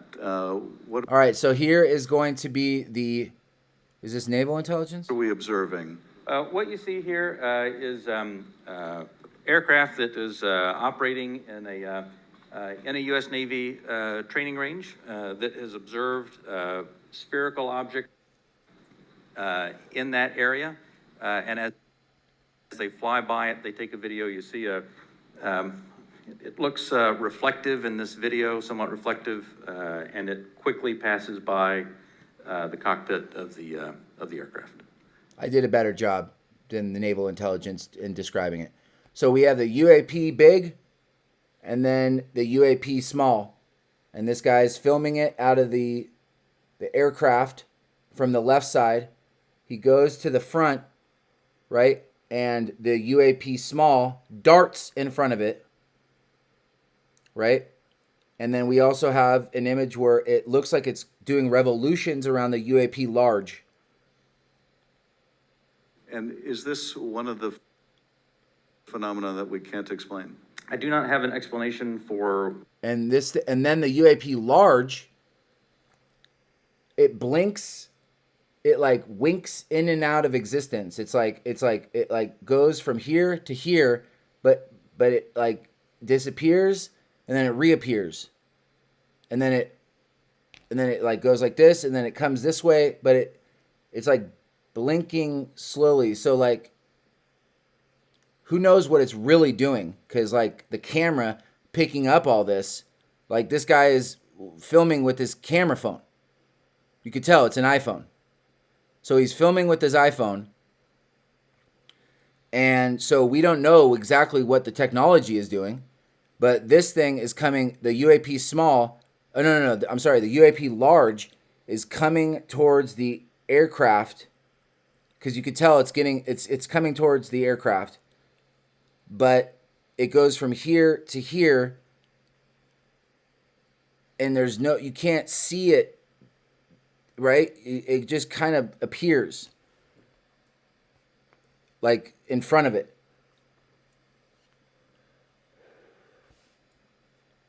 What this specific and that could be camera stuff as well. Like it could be going and it, didn't catch it in time or whatever. Object is. And is this one of the situations where that's the object that we're looking at right there? Thank you. And is this a situation where it was observed by the pilot and it was also recorded by the aircraft's instruments? We'll talk about the multi-sensor part in a later session. Wait a minute, naval intelligence.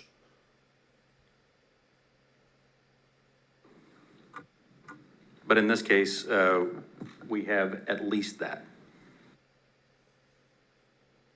So it's been recorded on multiple instruments.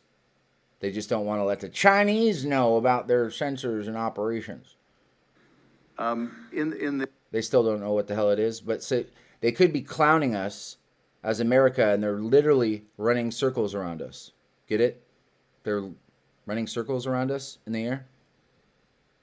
The Director of National Intelligence 2021 unclassified report, the ODNI reported 144 UAPs between 2004 and 2021, 80% of which were recorded on multiple instruments. And I take it with respect to some of those, you had a pilot seeing them, it was observed by a pilot, right, and you had multiple instruments recording it. So you really have three sensors, the human sensor and two technical sensors detecting. Probably in the closed session, they're going to say how they have more than two, but they don't want the Chinese to know that they have this aerial platform and this aerial platform that records . The object is that? For the majority of incidents that we had in the last year's report, the majority had multi-sensor data. Multi-sensor. When I talk about the 400 reports that we have now, that number will certainly go down because a lot of those new reports that we have are actually historic reports that are narrative-based. So that percentage will go down just as a factor of the fact that the destigmatization has resulted in more narrative reports. And that's the object we're looking at right there now, right? That's it right there. Okay. Hey. Last year's report Hey, whoa, whoa. also said that When there's an injustice, whether it's against you, Johnny. or someone you love, or Shh. Jonathan, shut that mouth. Okay, I think they have it pulled up here. Hold on. Incidents that we had in the last year's report, the majority had multi-sensor data. When I talk about the 400 reports that we have now, that number will certainly go down because a lot of those new reports that we have are actually historic reports that are. Look at this guy in the background. Look at this fucking guy. He's like, are you saying everything?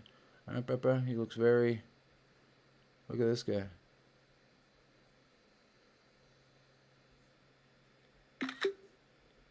All right, so the bow-tied guy is out, and then this guy is coming in hot.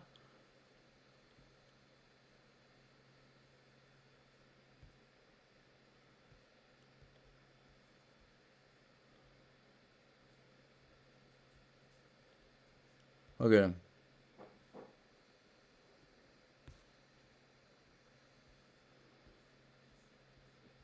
You see him? All right, good.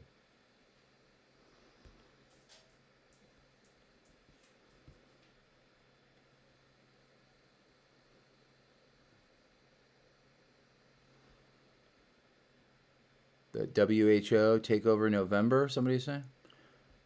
JD, simmer down. Ooh, look at that picture. That picture is like, what's going on here, huh? Okay, we could go UAP large and small. Up here, we need these guys to be doing their hand signals. And let's put it right about there. And then let's put this two objects right there. You could see them right there. Two right above this guy's head. We want the bow-tied guy to still be right there. We got Liberty looking in, right? One-eyed Liberty. All right, good. Caffeine Soldier is here, everybody.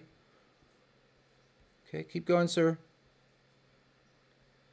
Narrative-based, so that percentage will go down just as a factor of the fact that the destigmatization has resulted. Oh, this guy is coming in on him.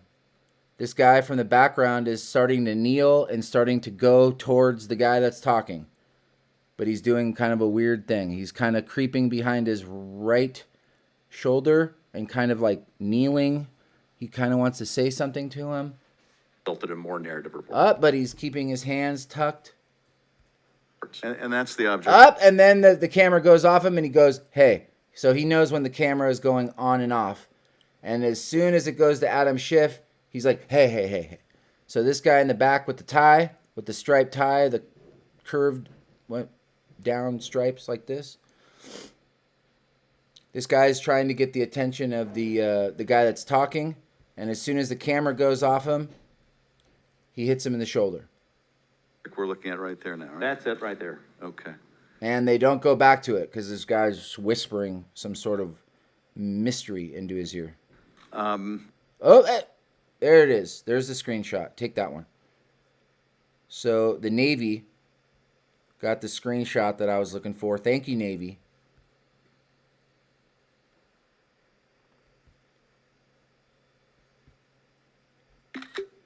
Okay, let's pull it up on the screen here. I'm with the UAP task force on the ground, sir.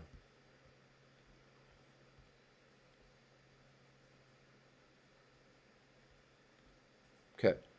Make that large. All right. What do we have there? Look at that. What is that? We could see some definite shape.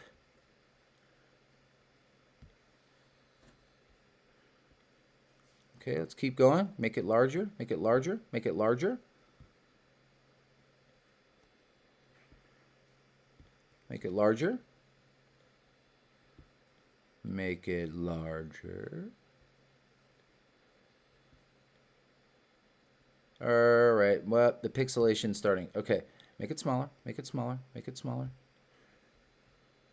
And then what you're going to do here is you're going to take another screenshot of that one. Okay, so kind of bring it down to brassy size a little bit more.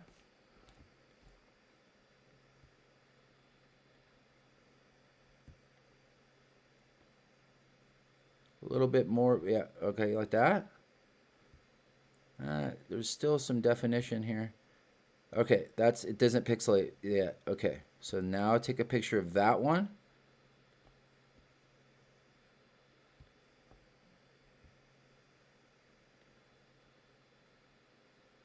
Actually, just make it, if you make it too small, it's going to pixelate. So make it larger like that.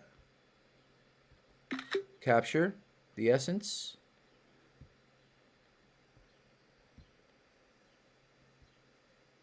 This is a good shot. So let's just save this up at the top.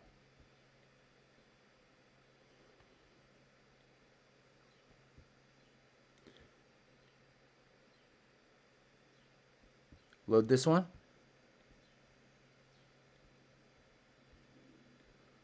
Oh, we're at a 922. Okay, they're still there.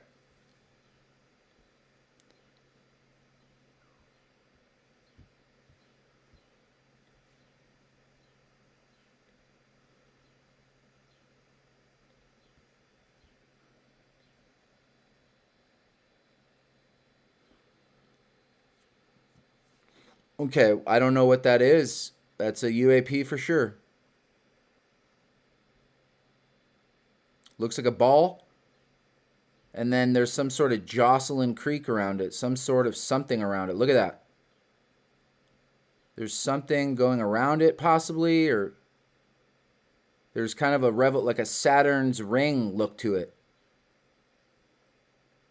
Something is going on there.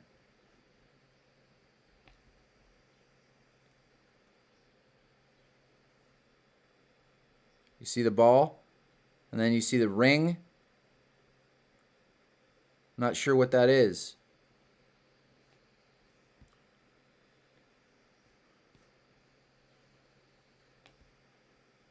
Bring it back down to size there. You can kind of see. It looks like a half moon, or like a crescent moon flipped around the ball.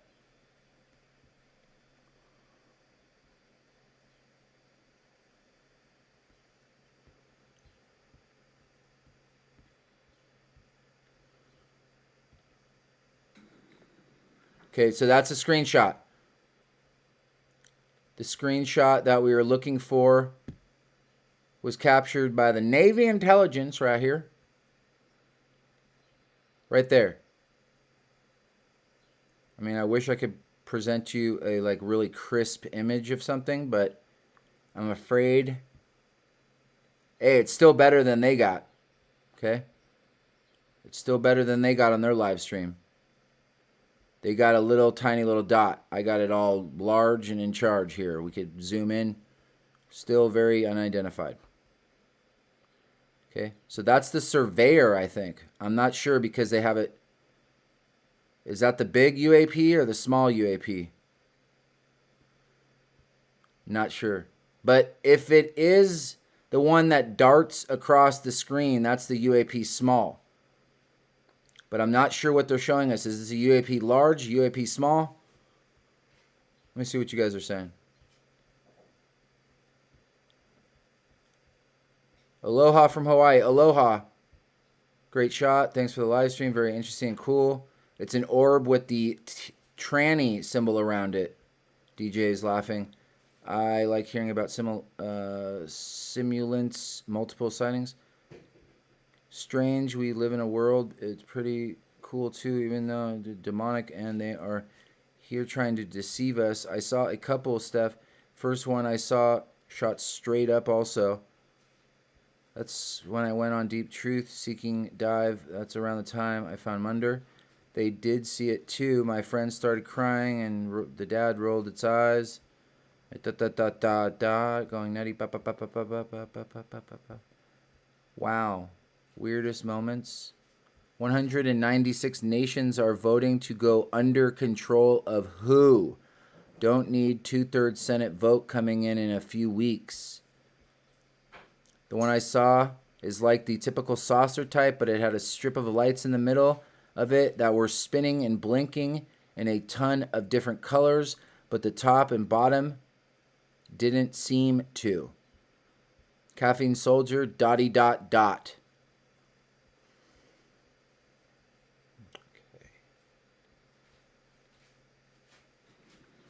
Last year's report also said that of those 144, 18 of them reportedly appear to exhibit unusual flight characteristics, appear to demonstrate advanced technology, and some of them appeared to remain stationary in winds aloft, move against the wind, maneuver abruptly, or move at considerable speed without discernible means of propulsion. That's pretty intriguing.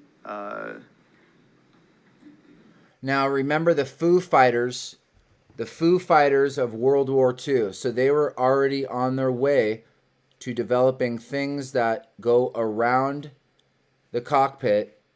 They have these orbs that surround the cockpit and then are able to short out the electricity. That's what they said that they were trying to develop. They called them Foo Fighters. Who was developing them? Could be a question and an answer.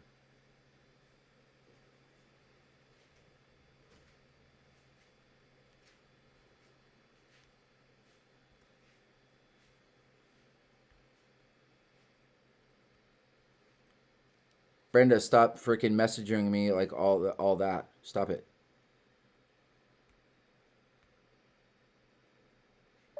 Foo Fighters, World War II. According to Wikipedia, the term Foo Fighter was used by Allied aircraft pilots during World War II to describe various UFOs or mysterious aerial phenomena seen in the skies over both the European and Pacific theaters of operations. Pacific and European theaters of operation. What were the mysterious Foo Fighters cited by World War II night fighters? Something strange following the Bow Fighters crew of the 415th.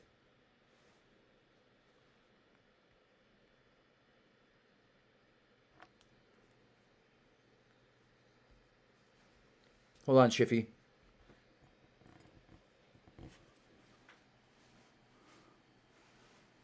Something about smirky Foo Fighters.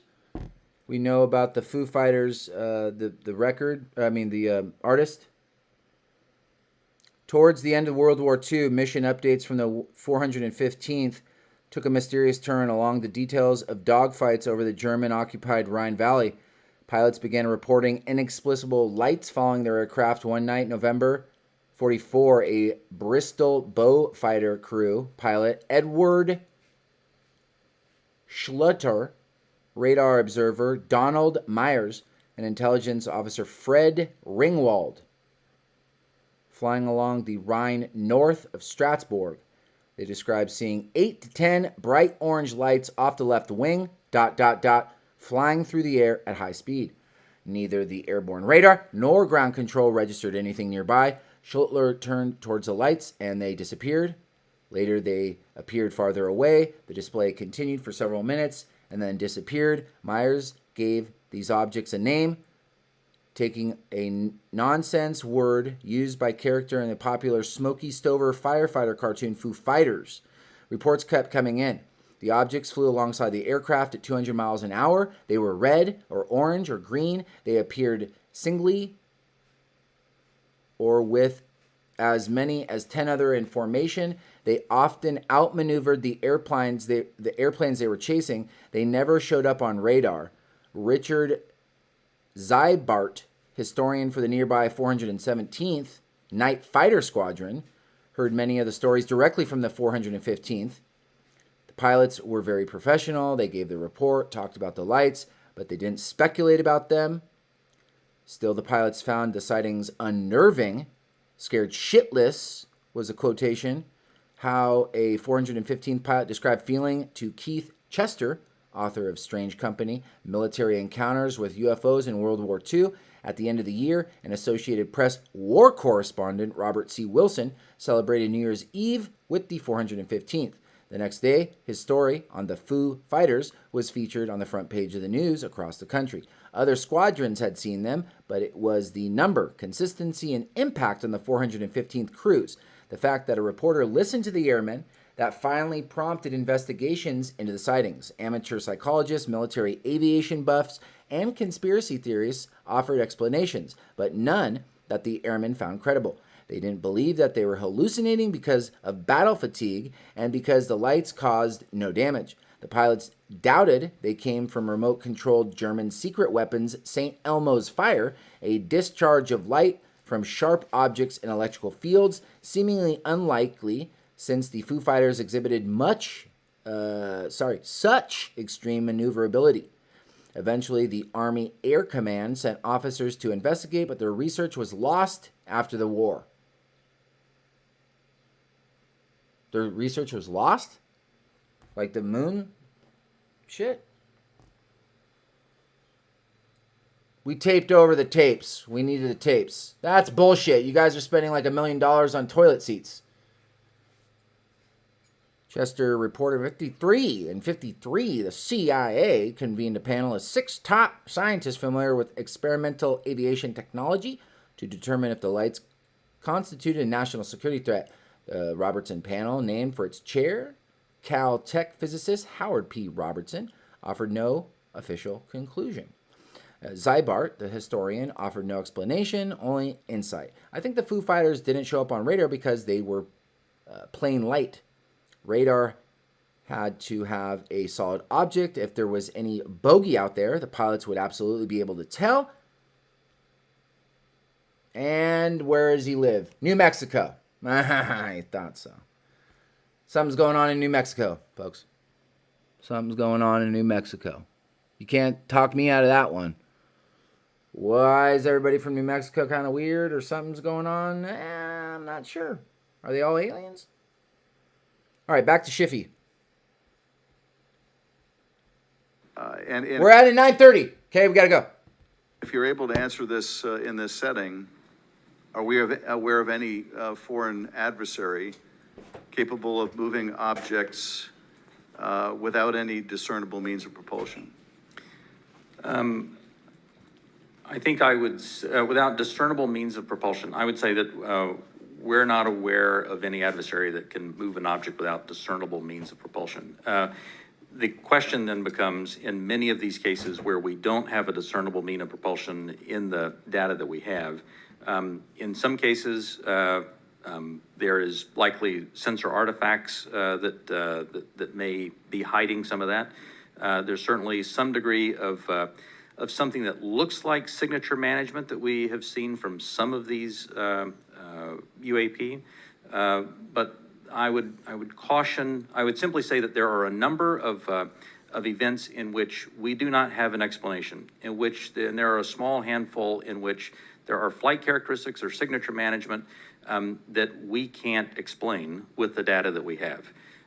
We'll continue. Those are obviously the ones that are of most interest to us. Earlier, when we asked about how you avoid technological surprise, the biggest way you avoid technological surprise is by collecting this type of data and by, importantly, calibrating the assumptions that you go into with how you do that analysis. I'll tell you, within the UAP task force, we have one basic assumption, and that is that generally speaking, our sensors operate as designed. And we make that assumption because many times these are multi-sensor collections. We make no assumptions about the origin of this or that there may or may not be some sort of technology that we don't understand. That's, I think, the key to avoiding technological surprises, by calibrating those assumptions. And finally, with respect to the second 2 videos showing the small triangles, the hypothesis is that those are commercial drones that, because of the use of night vision goggles, appear like triangles. Is that the operating assessment? Some type Wait a minute. of drone, some type of unmanned aerial system, and it is simply that light source resolves itself through the night vision goggles onto the SLR camera as a triangle. And have we, in order to prove that hypothesis, flown a drone and observed it with that same technology to see whether we can reproduce the effect? The UAP Task Force is aware of studies that have done that. Okay. Thank you, Mr. Chairman. I yield back. The gentleman yields back. Dr. Winstrup. Thank you, Mr. Chairman. Thank you all for being here. My first question is, through this process where there's been sightings, Okay. have the sightings been stationary or have they always been sighted from a moving object? From a plane or a ship that may be moving? Have these reports ever come from a stationary object being observed in the sky? The UAP Task Force does have reports from reports from a stationary observer. Because there's a difference observing something when you're moving as Right. well. It's physics, right? So that's Right. why I asked that question. Are we capable or have we made any breakthroughs or anyone made any breakthroughs to be able to cite something and make some determination at all of its composition, whether it's a solid or a gas? Is there any such capability? From Not asking what, I'm just. Right. From some of the returns, I mean, it's clear that the majority, well, it's clear that many of the observations we have are physical objects from the sensor data that we have. Well, gas is a physical object. It can be. And so, and you see where I'm going with this? I'm trying to determine what it is we're looking at. So if we can decide if something is a solid or a gas, and if there been any conclusion on its capabilities, like its capabilities of movement, of turning, going, 180 degrees or 90-degree turn, anything along that line that we've been able to determine. Within and again, I should point out that, that there is not a single explanation for UAP. There are a lot of different things that are unidentified aerial phenomena. Basically, we really don't know much on that. That's all I'm trying to get at. And I'm pleased that you have protocol right now for our military, but are there any non-military reports coming forward of similar events? Or is it all coming from military? The UAP They're only concerned with what shows up on military sensors and is corroborated by, or the reverse, corroborated by instruments that the military has and then reported by a credible source like a pilot.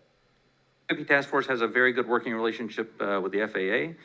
They have very good working relationship with other parts of the U.S. government so that we can ingest reports from Do we have from any those sources. reports non-military? Non-military, sir. Are you paying attention to anything everybody is saying that's non-military? Yes. Yes. Thank you. That's That's it, sir. my question. This is Dr.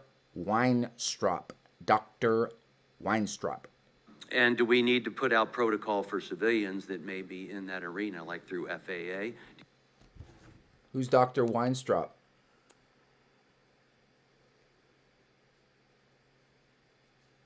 Simmer down, Brenda. Who is Dr. Weinstrop? Who is Dr. Weinstop around? No. Don't try to dox me. Dr. Wein. W-E-I-N-S-T-U-P.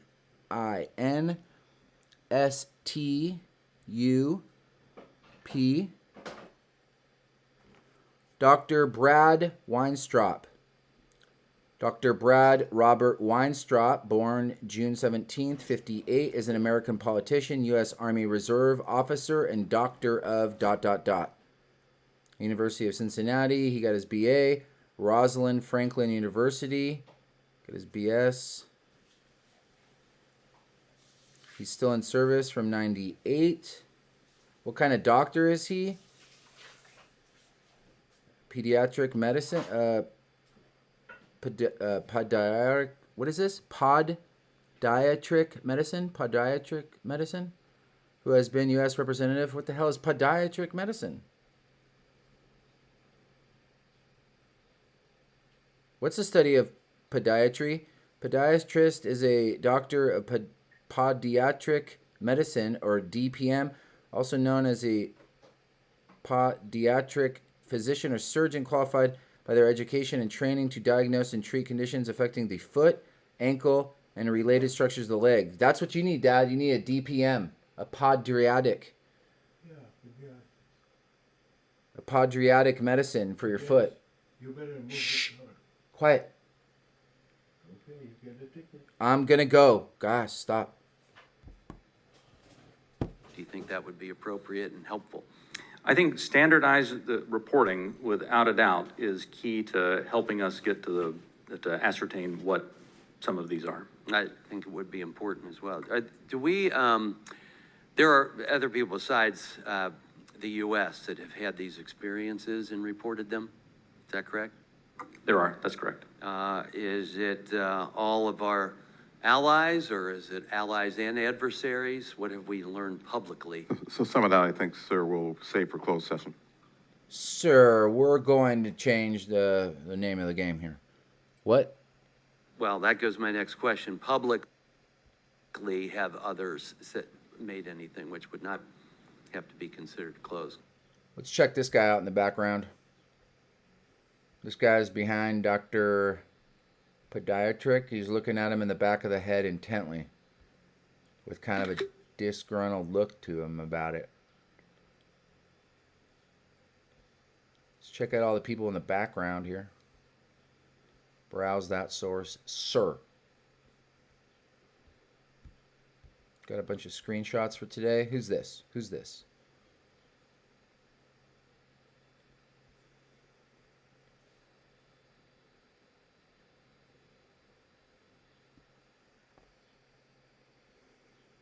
So this is the doctor that's talking. That's the guy right behind him right there.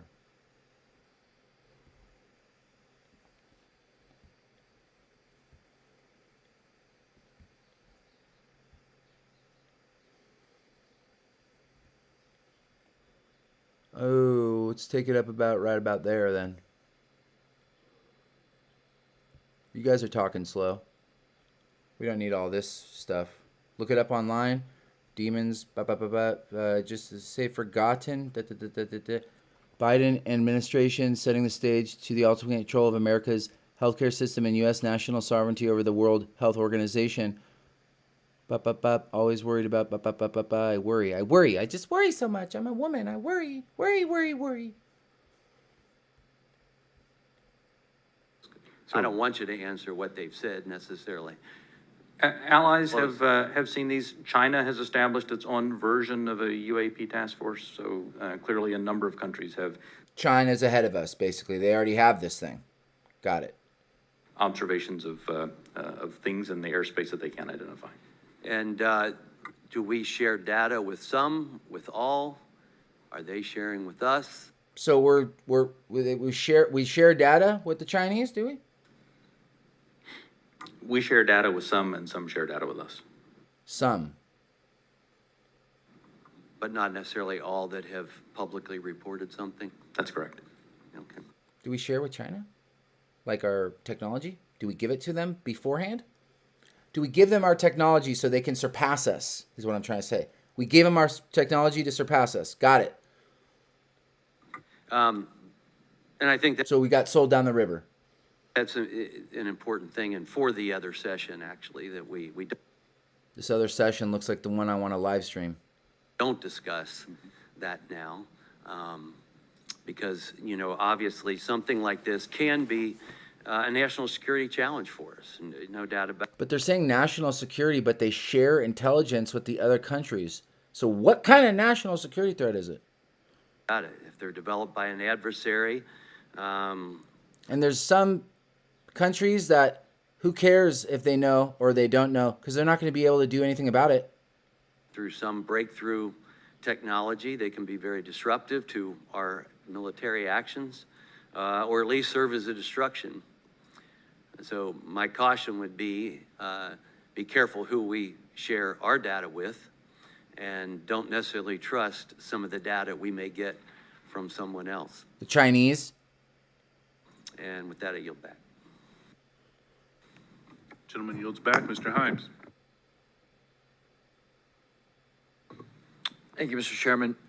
One of the objectives of this open hearing is to try to erode some of the stigma that attaches to, in particular, our military men and women reporting this. It's obviously really very serious because should one of our adversaries have developed a technology that we don't know about it, we need to know about it yesterday. And Mr. Himes, is he from Kentucky? Because he talks like Rand Paul.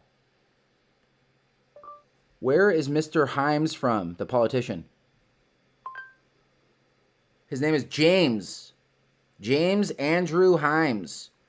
66, American businessman. Bop, bop, bop.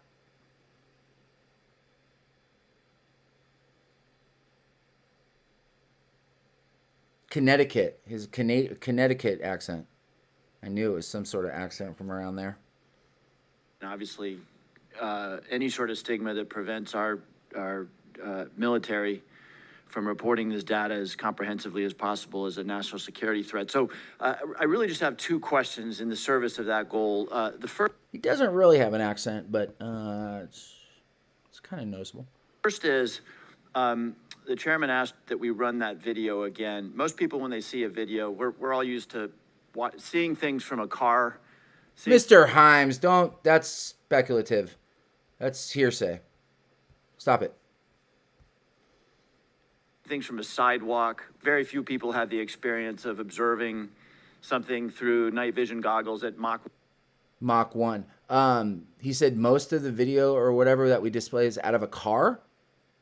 1.5. So just talk for a minute about, if you would, whichever of you is most appropriate, how radically different observation is at high speed in 3 dimension than it is for most of us who walk around and drive cars.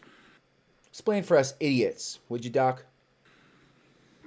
So the first thing I think that's important to note about this is there are lots of things when you are moving very fast and an object is between you and a stationary reference point like the ground, it gives a lot of different impressions about how quickly something is or isn't moving. And it actually means that it is a challenge, especially with narrative-based data, to get a lot of information on that. That's why the sensor data is so important, because things do happen very quickly, as you see there.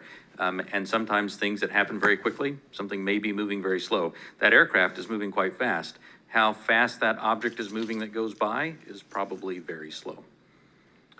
So I guess my point is that an observation, either a visual observation or a electronic observation, infrared or whatever, looks radically different than it does to most people.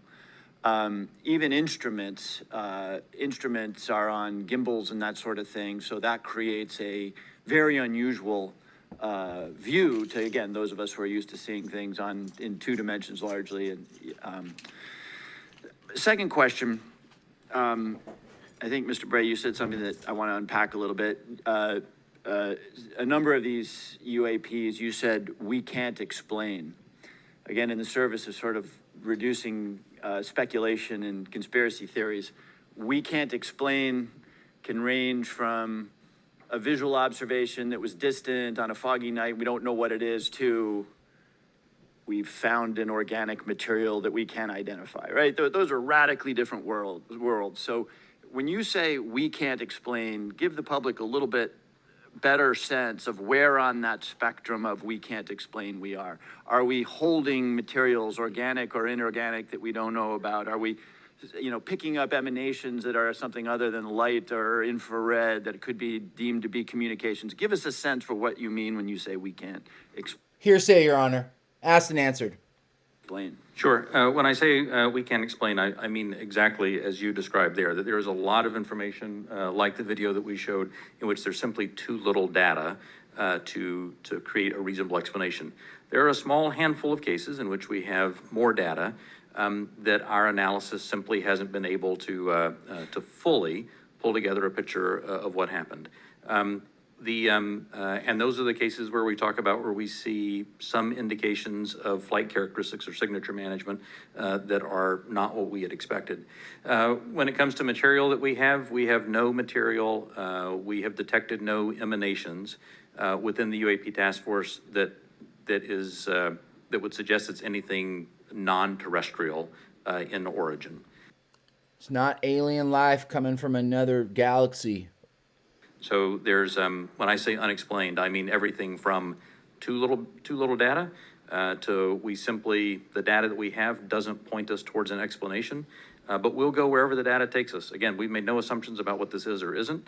We're committed to understanding these, and so we'll go wherever that data takes us. Mr. Scott Bray, everyone.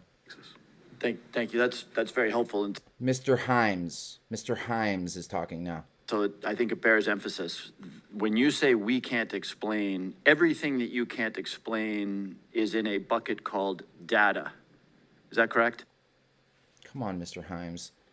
And that would mean data collected by sensors, visual observations, everything that we can't explain, quote unquote, is in a bucket called data. Right, a narrative report from the early 2000s, if it just had a little bit of information on it, would be in our database and it would be unresolved. I would add to that, it's insufficient data. I mean, that's one of the challenges we have. Insufficient data either on the event itself, the object itself, or insufficient data or plug-in with some other organization or agency that may have had something in that space at that time. So This is the Honorable Ronald Moultrie, USD DITs, S1s, USDITs, possibly. I can't tell. it's a data issue that we're facing in many of these instances, Congressman. Understood. Thank you very much. Yield back. He yields back. Gentleman yields back. Mr. Gallagher. Mr. Gallagher is going to speak now. Thank you, Mr. Chairman. Thank you for allowing me to join this hearing. I really appreciate the witness's testimony. Mr. Moultrie, as the chairman mentioned, DoD had an initiative to study UFOs in the 1960s called Project Blue Book. It's also been well reported in our briefing and in other places that we have more recent projects, specifically ATIP. Could you describe any other initiatives that the DoD or DoD contractors have managed after Project Blue Book ended and prior to ATIP beginning? Did anything also predate Project Blue Book? So I can't speak to what may have predated Project Blue Book. I mean, of course, there's Roswell and all these other things that people have talked about over the years. I'm familiar with Blue Book. I'm familiar with ATIP. I haven't seen other documented studies that have been done by DoD in that regard. So you're not aware of anything in between Project Blue Book and ATIP? I'm not aware of anything that's official.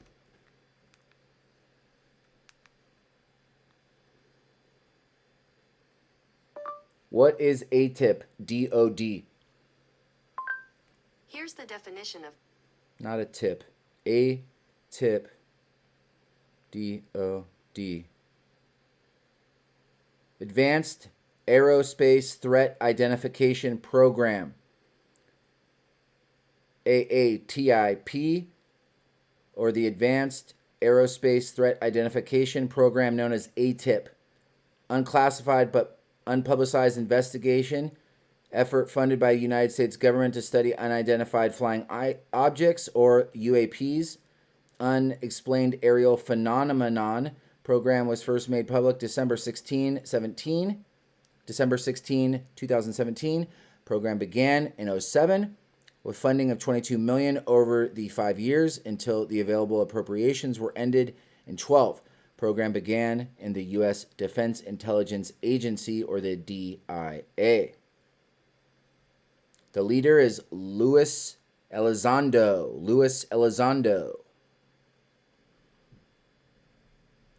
According to the DoD, the ATIP ended in 2012 after 5 years. However, reporting suggesting that U.S. government programs to investigate the UAPs continued. This was confirmed after June 2020 with the acknowledgement of a similar military program, unclassified but previously unreported, Unidentified Aerial Phenomenon Task Force. official that was done in between those two. Hasn't been brought to my attention. Okay. Additionally, are you aware of any other DoD or DoD contract programs focused on UAPs from a technological engineering perspective? And by that, I mean, are you aware of any technology initiatives focused on this topic other than initiatives focused on the individual case investigations? I am not aware of any contractual programs that are focused on anything related to this other than what we are doing in the Navy Task Force and what we are about to launch in terms of our effort. Same question for you, Mr. Bray. Same answer, not aware of anything outside what we are doing in the UAP task force. So just to confirm, you're not aware of any technology or engineering resources that have been focused on these efforts besides what we've mentioned today? Once again, I'll say no contractual What? No contractual? or programmatic efforts that. Programmatic. Hold on.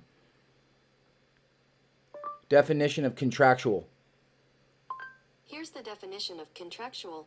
Agreed in a contract.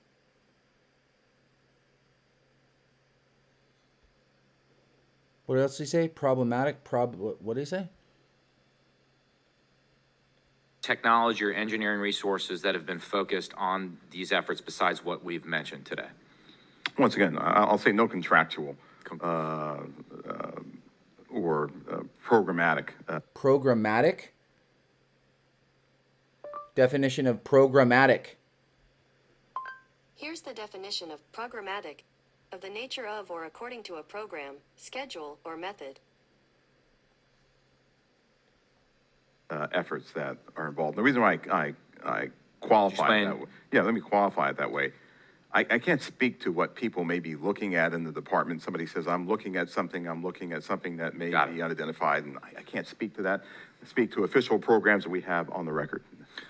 It's also been reported that there have been UAP observed and interacting with and flying over sensitive military facilities, particularly, and not just ranges, but some facilities housing our strategic nuclear forces. One such incident allegedly occurred at Malmstrom At Christmas when they shut down the nuclear over in the UK.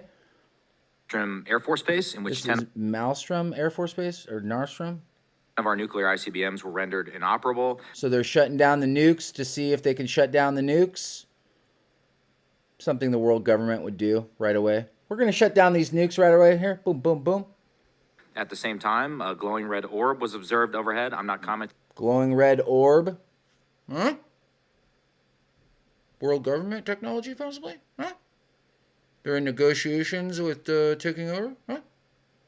On the accuracy of this, I'm simply asking you whether you're aware of it and whether you have any comment on the accuracy of that report. Let me pass that to Mr. Bray. Let me just pass that off here.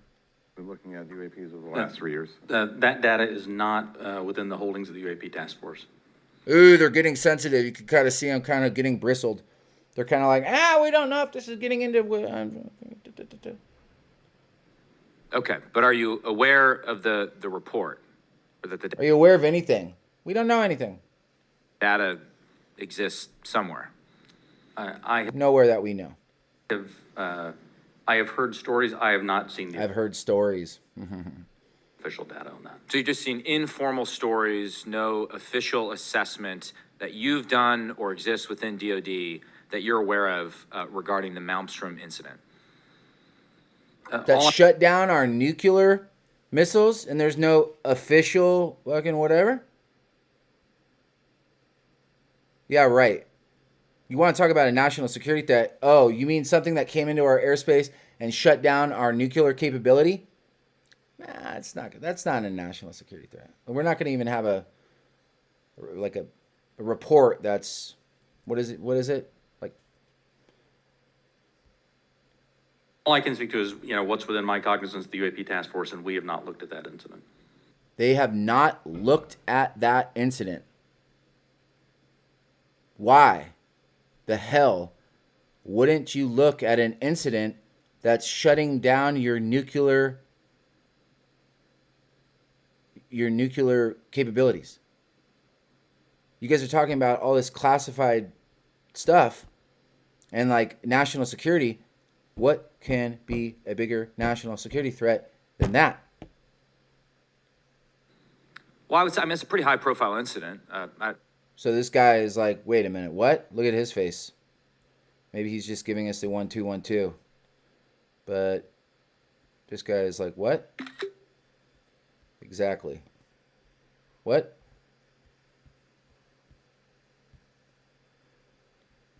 I don't claim to be an expert on this, but that's out there in the ether. You're the guys investigating it. I mean, who else is doing it? If something was officially brought to our attention, we would look at it. There are many things that are out there in the ether that aren't officially brought to our attention. So how would it have to be officially brought to your attention? I'm bringing it to your attention. Sure, so, this is pretty official. Sure. So we'll go back and take a look at it, but generally there is some authoritative figure that says there is an incident that occurred. We'd like you to look at this. But in terms of just tracking what may be in the media that says that something occurred at this time, at this place, there are probably a lot of... Authoritative figure? Mr. Ronald Montry? What do you mean? Authoritative figure tells us to ... leads that we would have to follow up on. I don't think we're resourced to do that right now. You're not resourced to look into something that's shutting down your nuclear capable shit?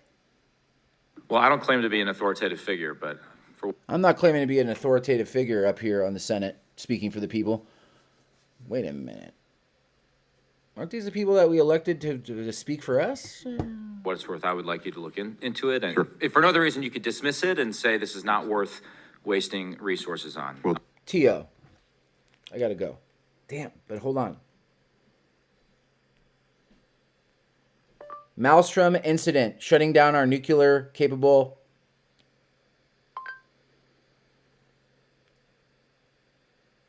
Ex-Air Force personnel, UFOs, deactivated nukes. UFO researcher Robert Hazings of Albuquerque, New Mexico. New Mexico, told you. Who organized the National Press Club briefing, said more than 120 former service members had told him they'd seen unidentified flying objects near nuclear weapons storage and testing grounds. Stars and Stripes quoted former Air Force Captain Robert Salas,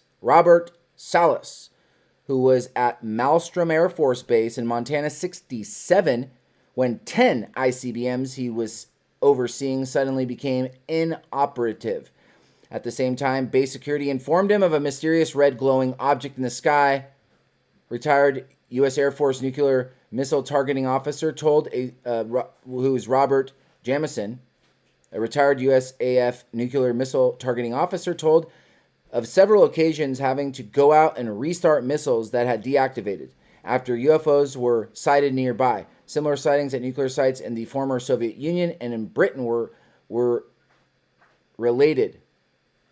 Britain's Roswell.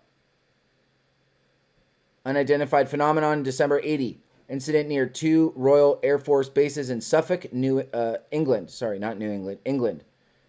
U.S. Air Force personnel reported seeing strange metallic object hovering in Rendlesham Forest near RAF Woodbridge and found 3 depressions in the ground. Speaking at Monday's press briefing, retired USAF Colonel Charles Halt said that December 80, when he was deputy base commander at RAF Brentwater, strange lights in the forest were investigated by 3 patrolmen. Triangular craft. High speeds vanishing. Bop. It's back. Low-level background radiation. Lights moving silently in the sky. Shedding something like molten metal. Another shined a beam down towards them, like they did with Travis Walton. Several of the ex-service members speaking Monday said that they'd brought their concern of such appearances to superiors, but been told it was top secret. Didn't happen. You shut your mouth. Authoritative figures told them to shut their mouth on that because that's the world government technology. Now sit down in your chair. Finally, are you aware of a document that appeared around 2019, sometimes called the Admiral Wilson Memo or EW Notes Memo? I am not. You're not. He was going like this really quick with his hand. Really quick. He was like, with his pen. It's a nervous tick. So you know that he's pushing the boundaries. He's pushing the boundaries on this open session. And they are looking at each other. Perfect shot. Perfect shot. Show this one. Perfect. Thank you. Take it. Thank you. Okay, we're out of here. Okay, we're out of here. It's fucking 10:08. Ah, God, I'm late. I just can't get enough of this UFO shit.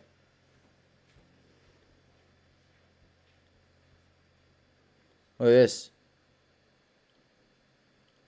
He's sitting straight up, looking at this guy. This guy's giving him the old 1-2-1-2. Huh? Looking at that. See it? This is probably the guy with the bow tie back here. He's taking notes, like very look at his notepad. See? They show him right here. See the notepad right behind this doctor? The guy with the bow tie? Huh? Taking notes. He's jotting away. Alrighty.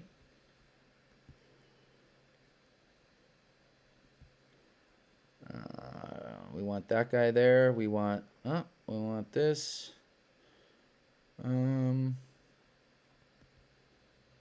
Possibly make it smaller.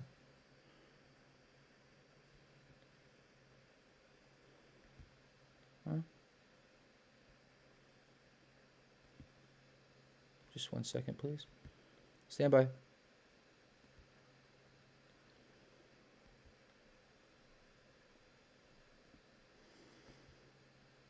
Stand by, please.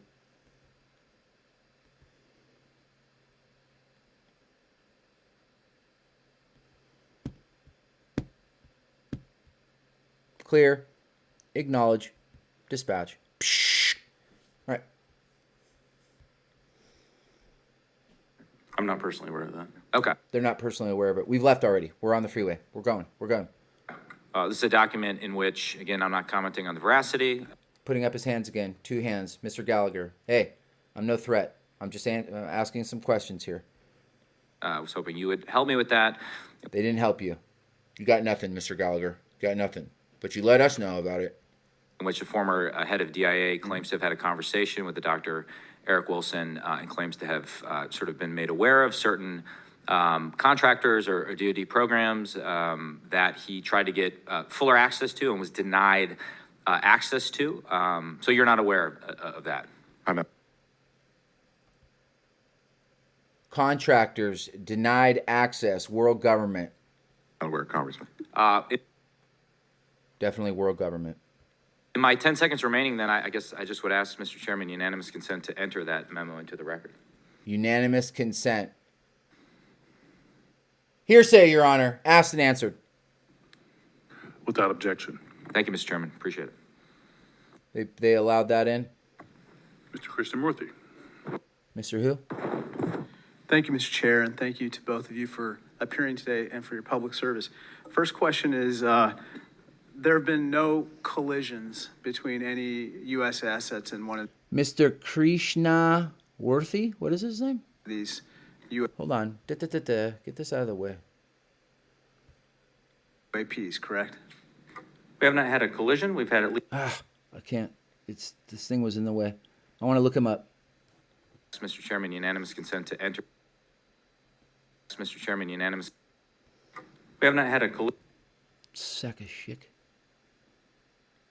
I just want to look him up. Mr. Krishnamurthy.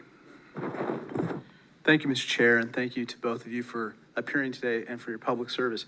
First question is, there have been no collisions between any U.S. assets. Mr. Krishna Worthy. Okay. Every time I pause it. Who is Mr. Krishna Worthy? Nope, this is terrible. This robot is terrible. Let's just put him in. Krishna, like Krishna. Krishna.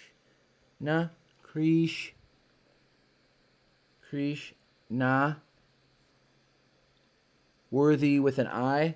Worthy.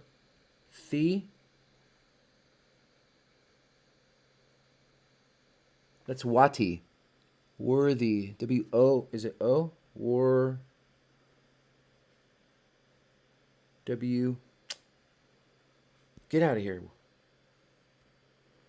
Worthy. Krishna Worthy.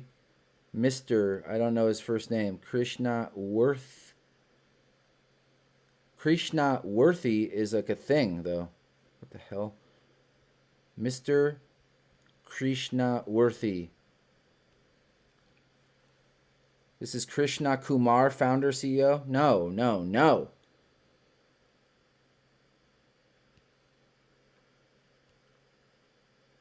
I'm going to find out who this guy is. Hold on. It's pissing me off. Worthy. Krishna. Sets in one of these. We have not had a Mr. Krishnamurthy. Thank you, Mr. Chair, and thank you to both of you for appearing today and for your public service. First question is, there have been no collisions between any U.S. assets in one of these. Krishna Morthy. M-O-O.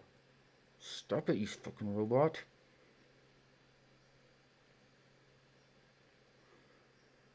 Who is Mr. Krishnamurthy? Congressman Raja Krishnamurthy, representing 8th District of Illinois. Last night, Congressman Rajna Krishnamurthy joined WINGS, largest agency serving victims of domestic violence. All right, so domestic violence. See? Johnny Depp. Huh? Johnny Depp, that's going on over here. That's going on over here. Huh?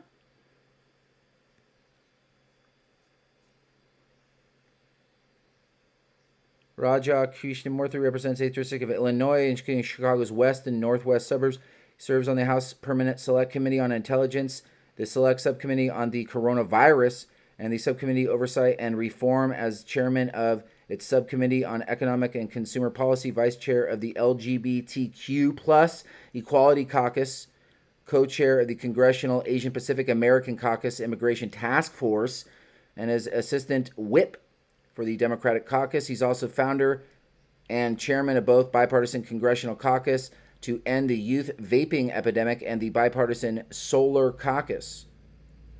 Raja previously served in Illinois, blah, blah, blah. Okay. UAPs, correct? We have not had a collision. We've had at least 11 near misses. All right, let's go. And maybe we'll talk about those 11 near misses or any place where there's close proximity.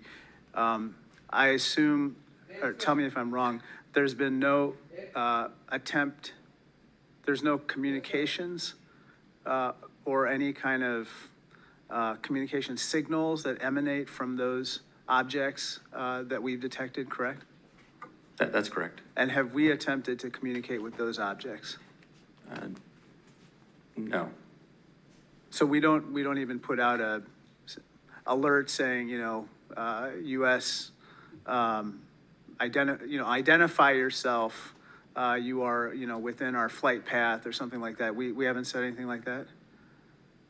We've not put anything out like that. Generally speaking, for example, in the video that we showed earlier, it appears to be something that is, unmanned, appears to be something that may or may not be in controlled flight. And so we've not attempted any communication with that. Okay, so, and I assume we've never discharged any armaments against a UAP, correct? That's correct. That's incorrect, sir. What about in 58 when you guys were shooting above Los Angeles? How about wreckage? Have we come across any wreckage of any kind of object that has now been examined by you? The UAP task force doesn't have any wreckage that isn't explainable, that isn't consistent with being of terrestrial origin. Do we have any sensors underwater to detect on submerged UAPs? Anything that is in the ocean or in the Of course we do. seas? So I think that would be more appropriately addressed in closed session. Oh, closed session. Of course we do. Sir. Okay. I think one of the biggest questions They basically said that anything that takes off, they know about. Anything that takes off into airspace, anyone's airspace, they know about.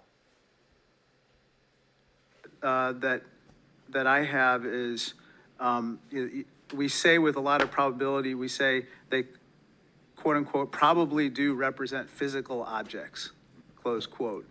When we say probably, is that because we cannot conclusively say that they are physical objects? In the task force report, when I say probably represent physical objects, most of them represent physical objects. There could be some If you don't know what they are, that are more of a meteorological phenomena, something like that. meteorological? No, sir. That may not be a physical object in the sense that most people think of something you could go up and touch. But the ones where you say most of them represent physical objects, can you say that they are definitely, like with 100% certainty, that they are physical objects? I can say with certainty that a number of these are physical objects. Okay, so They're world government technology. Yes. we can't rule out that some of them may not be physical objects. So, some certainly could be a sensor anomaly or something like that. Some could be. Now, how about with regard to UAPs? We've talked about UAPs on training areas, but obviously there's some sensor bias. I would think we put sensors in training areas. How about with regard to non-training areas? Do we track what's in open source and what civilians and others have tracked? And have we found similarities to what they've observed in terms of UAPs in non-training areas to the ones that are in training areas? The UAP task force has worked very hard to make sure the data set that we're working with is a data set that we have very good control over that data. So we have some partnerships with FAA so that we get some of that, so we get that reporting in. But if it comes to just, open source reports or someone says that they saw something, that generally does not make it into our database. So basically, it sounds like we have a good partnership with FAA. But apart from FAA, we don't have partnerships with other agencies or other entities that might be tracking so that we could enlarge our data set to make comparisons. So we will. So that's the goal of this next effort will be to expand that relationship with the rest of government and the interagency. So we can understand what they're seeing, what we're seeing. We can correlate on each other's holdings. Because I and think, resolve this. sorry to interrupt, but I think that we might have a bias right now going on with regard to just reporting on UAPs being in training areas when we don't really track what's happening elsewhere. Last question, have our encounters with UAPs altered the development of either our offensive or defensive capabilities or even our sensor capabilities? We'd save that for the closed session. Okay, great, thank you. Closed session. Mr. LaHood. Thank you, Mr. Chairman. Damn. All right, I gotta go, but I'll just keep it streaming, I guess. Yeah, because there's like more to it. Damn it. And want to thank the witnesses for being here today. Obviously, this topic of UAPs has attracted a lot of interest in people that are curious about this hearing today. As we talk about, and I would say there's a lot of what I would call amateur interest groups that are involved in the UAP field. Amateur. They're amateurs. My question is, when there are unsubstantiated claims or manufactured claims of UAPs or kind of false information that's put out there, what are the consequences for people that are involved with that or groups that are involved with that? So one of the concerns that we have is that there are a lot of individuals and groups that are putting information out there that that could be considered to be somewhat self-serving. We're trying to do what's in the best interest of, one, the Department of Defense, and then Ronald Moultrie. two, what's in the best interest of the public, to ensure that we can put factual-based information back into the mainstream and back into the bloodstream of the reporting media that we have, so people understand what's there. It's important because we are attempting, as this hearing has drawn out, to understand, one, what may just be natural phenomenon, two, what may be sensor phenomenology or things that were happening with sensors, three, what may be legitimate counterintelligence threats to places that we have or bases or installations, or security threats to our platforms. And anything that diverts us off of what we have with the resources that have been allocated to us, send us off in these spurious chases and hunts that are just not helpful. And they also they also contribute to the undermining of the confidence that the Congress and the American people have that we are trying to get to the root cause of what's happening here, report on that, and then feed that back into our national security apparatus so we are able to protect the American people and our allies. So it is harmful, it is hurtful, but hopefully if we get more information out there, we'll start to lessen the impact of some of those spurious reports. So just taking that a step further, so that misinformation, false narratives, manufactured, so what are the consequences? Are there legal consequences? Are there examples that you can give us where people have been held accountable by this misinformation or disinformation? I can't give you, any examples where somebody's been legally held liable for putting something out there, but. Well, I guess what's the deterrent from people engaging in this activity? I don't know. I don't have that answer. That's something that, welcome the dialogue with Congress to talk about that with the members who, help legislate those laws to say what should be the legal ramifications that we could use to potentially hold individuals accountable, whether it be great citizens or information that might be injected into our media by other foreign adversaries or other countries, if you will. And in terms of DOD's and review and analysis in this field, I mean, is there a standard in place when it comes to UAPs? I mean, is there any guidance you look to that's codified in law or otherwise within DOD that kind of sets out the standards for UAPs and what to look for? I think that's part of what the group that we're standing up now will be chartered to do. We're actually, from my organization, we'll be looking at policy and standards that we have to come to you and work with you to actually put in place and promulgate across our government. Okay. Thank you. I yield back. He yields back. Gentleman yields back. Mr. Welch. Thank you. I'm going to follow on the line of questions from Mr. LaHood. Gentlemen, what seems incredibly difficult for you is that there's two almost competing but different narratives. One is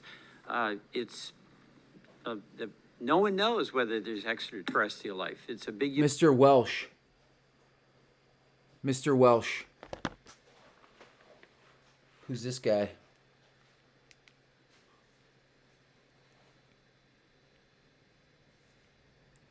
Who is Mr. Welsh? According to IMDb, It's a Wonderful Life. Stanley Andrews is Mr. Welch, IMDb. Wrong. Who is Mr. Welch of the U.S. Congress? Peter Welch, Senate, Vermont Representative.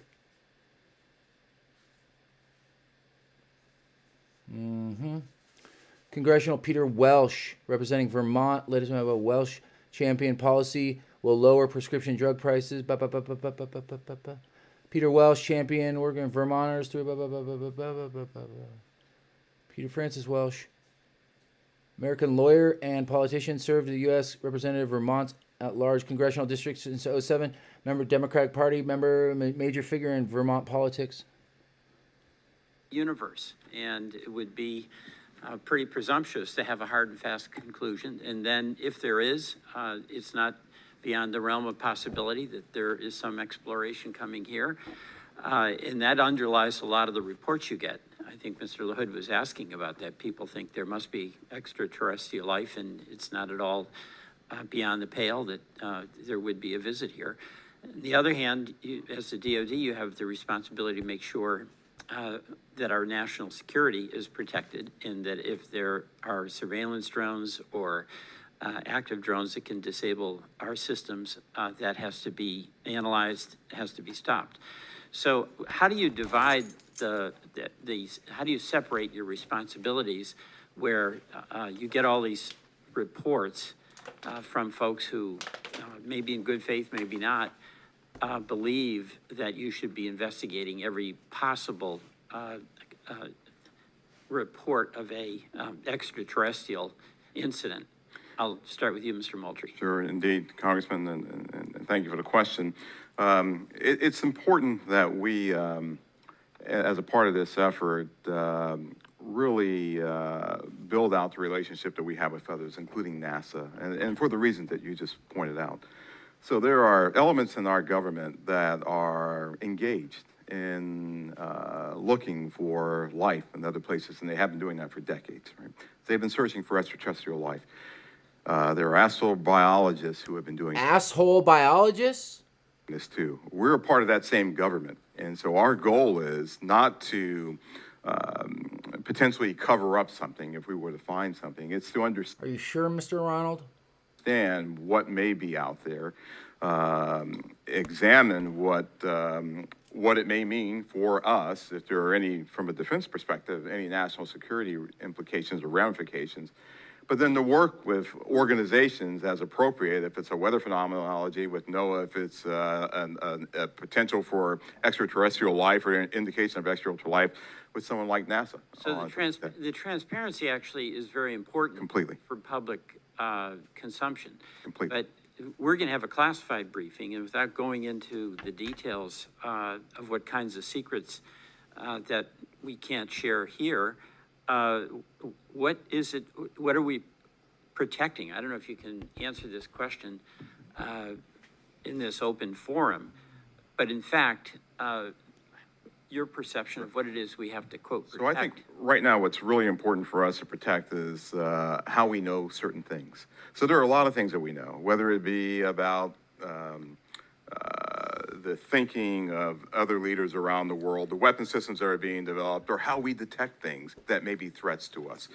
Many of those things are the result of some of our most sensitive sources and methods, and we'll use those things not just for this effort, but those same sources and methods are used to help protect us from adversaries and from others who might mean to do us harm. There aren't separate UAP sensors. There's not a separate UAP processing computer. There's not a separate UAP dissemination chain or whatever. So it's the same process. It's just the same system that we have that helps us do all that.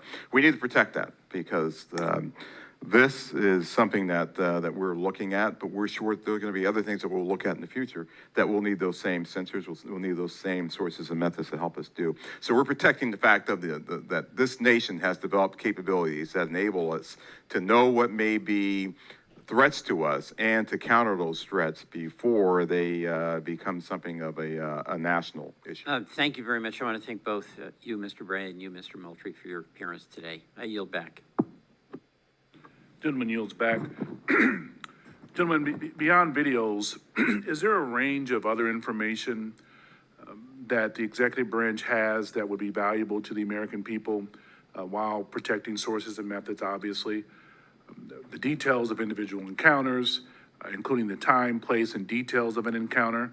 And does the AIMSOG have a clear and repeatable process for considering public release as part of the process? Chairman Carson, and do you commit to building that process if it's not in place?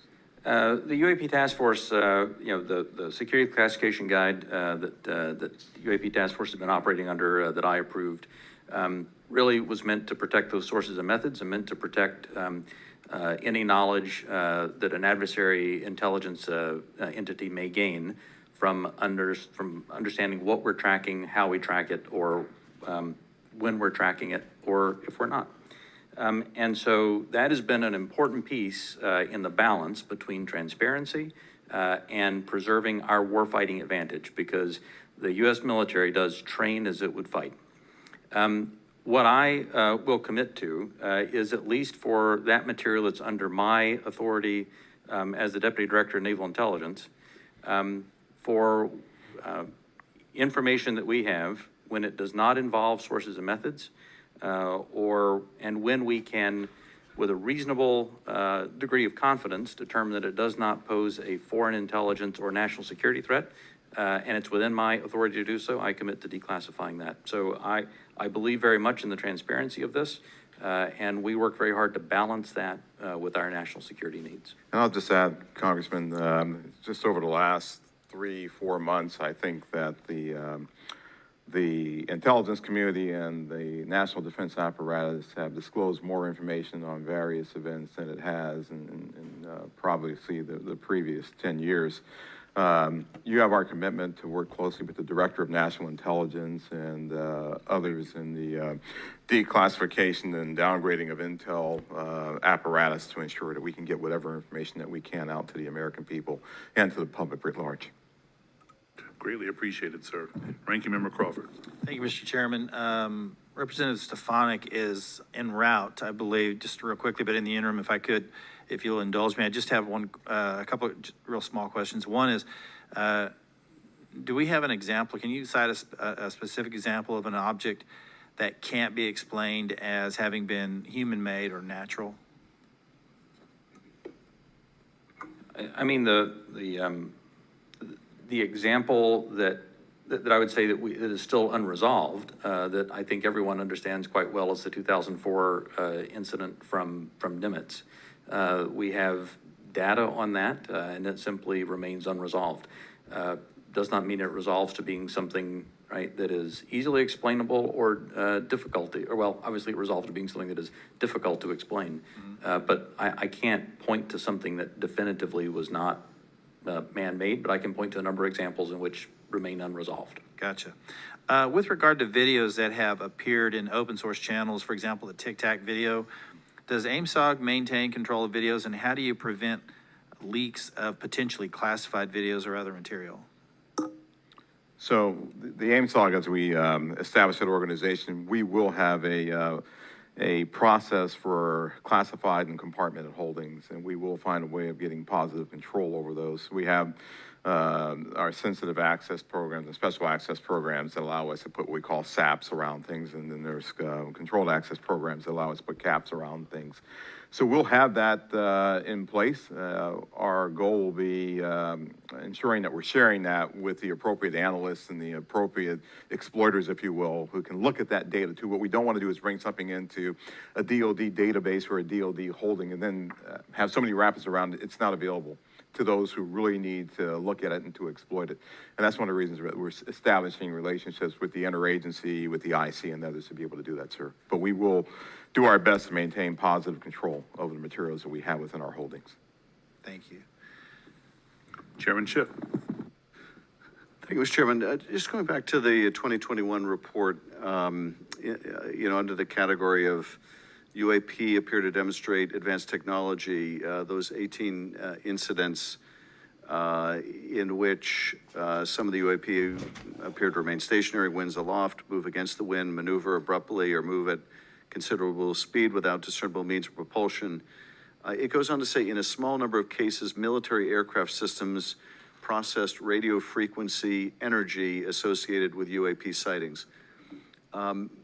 I couldn't tell from that whether that small number of cases was a part of the subset of 18. That is, among the 18, which appeared to move with unusual pattern or flight characteristics, did some of those also emit radio frequency energy? I would have to check with our UAP task force on that.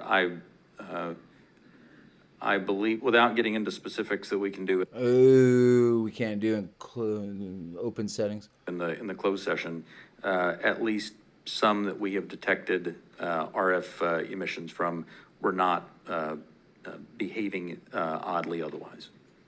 And the significance of measuring that radio frequency energy is what? That we suspect that this was some form of aircraft in which there were radio transmissions?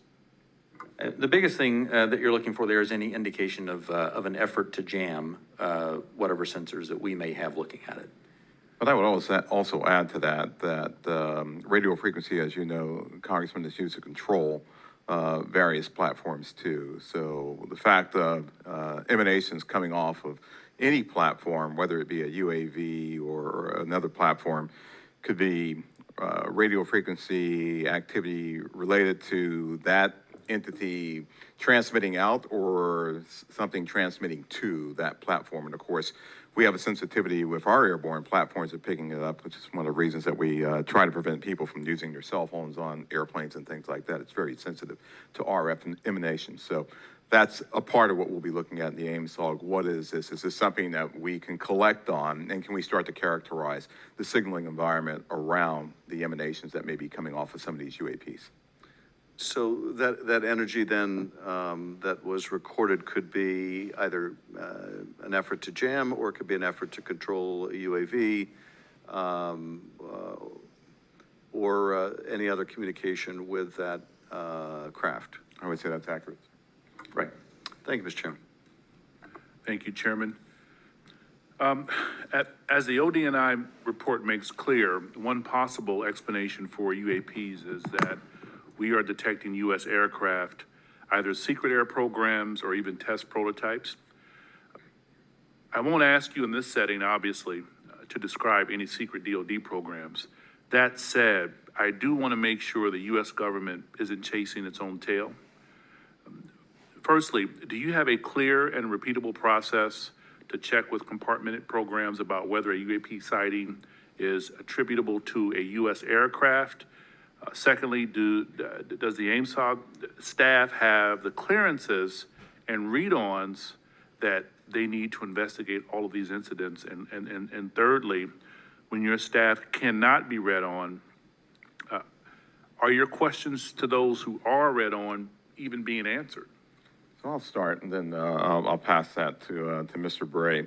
So we're very conscious of the potential blue-on-blue issue or U.S. on U.S., and so we've established relationships with organizations and entities that are potentially flying or developing platforms for their own interests, if you will. And our goal is to continue, and we have a repeatable process. I think we've had that process for some time, to deconflict activities that we may have to ensure that we are not potentially reporting on something that may be a developmental platform or a U.S. operational platform that is performing either testing or performing a mission. So we will have that in place. We've already had those discussions with organizations and entities. We want to ensure that we're protecting their equities. We want to ensure that we're protecting their sources and methods while also getting at what we have here. We want to be able to deconflict those.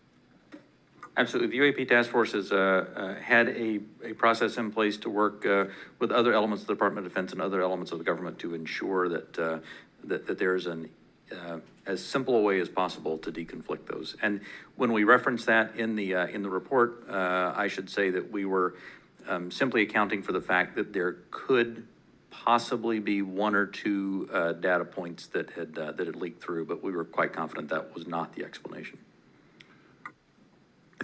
How are you all liaisoning with Space Command? Specifically, how are you partnering with the parts of the U.S. Space Command responsible for space domain awareness? And how, if at all, are you partnering with the Space Force to analyze UAPs? The UAP Task Force has a very good relationship with Space Force, as it does with the rest of the Department of Defense. We have pulled analysts in from Space Force to ensure that that we're availing ourselves of that expertise, as well as any other material they may have that would be helpful.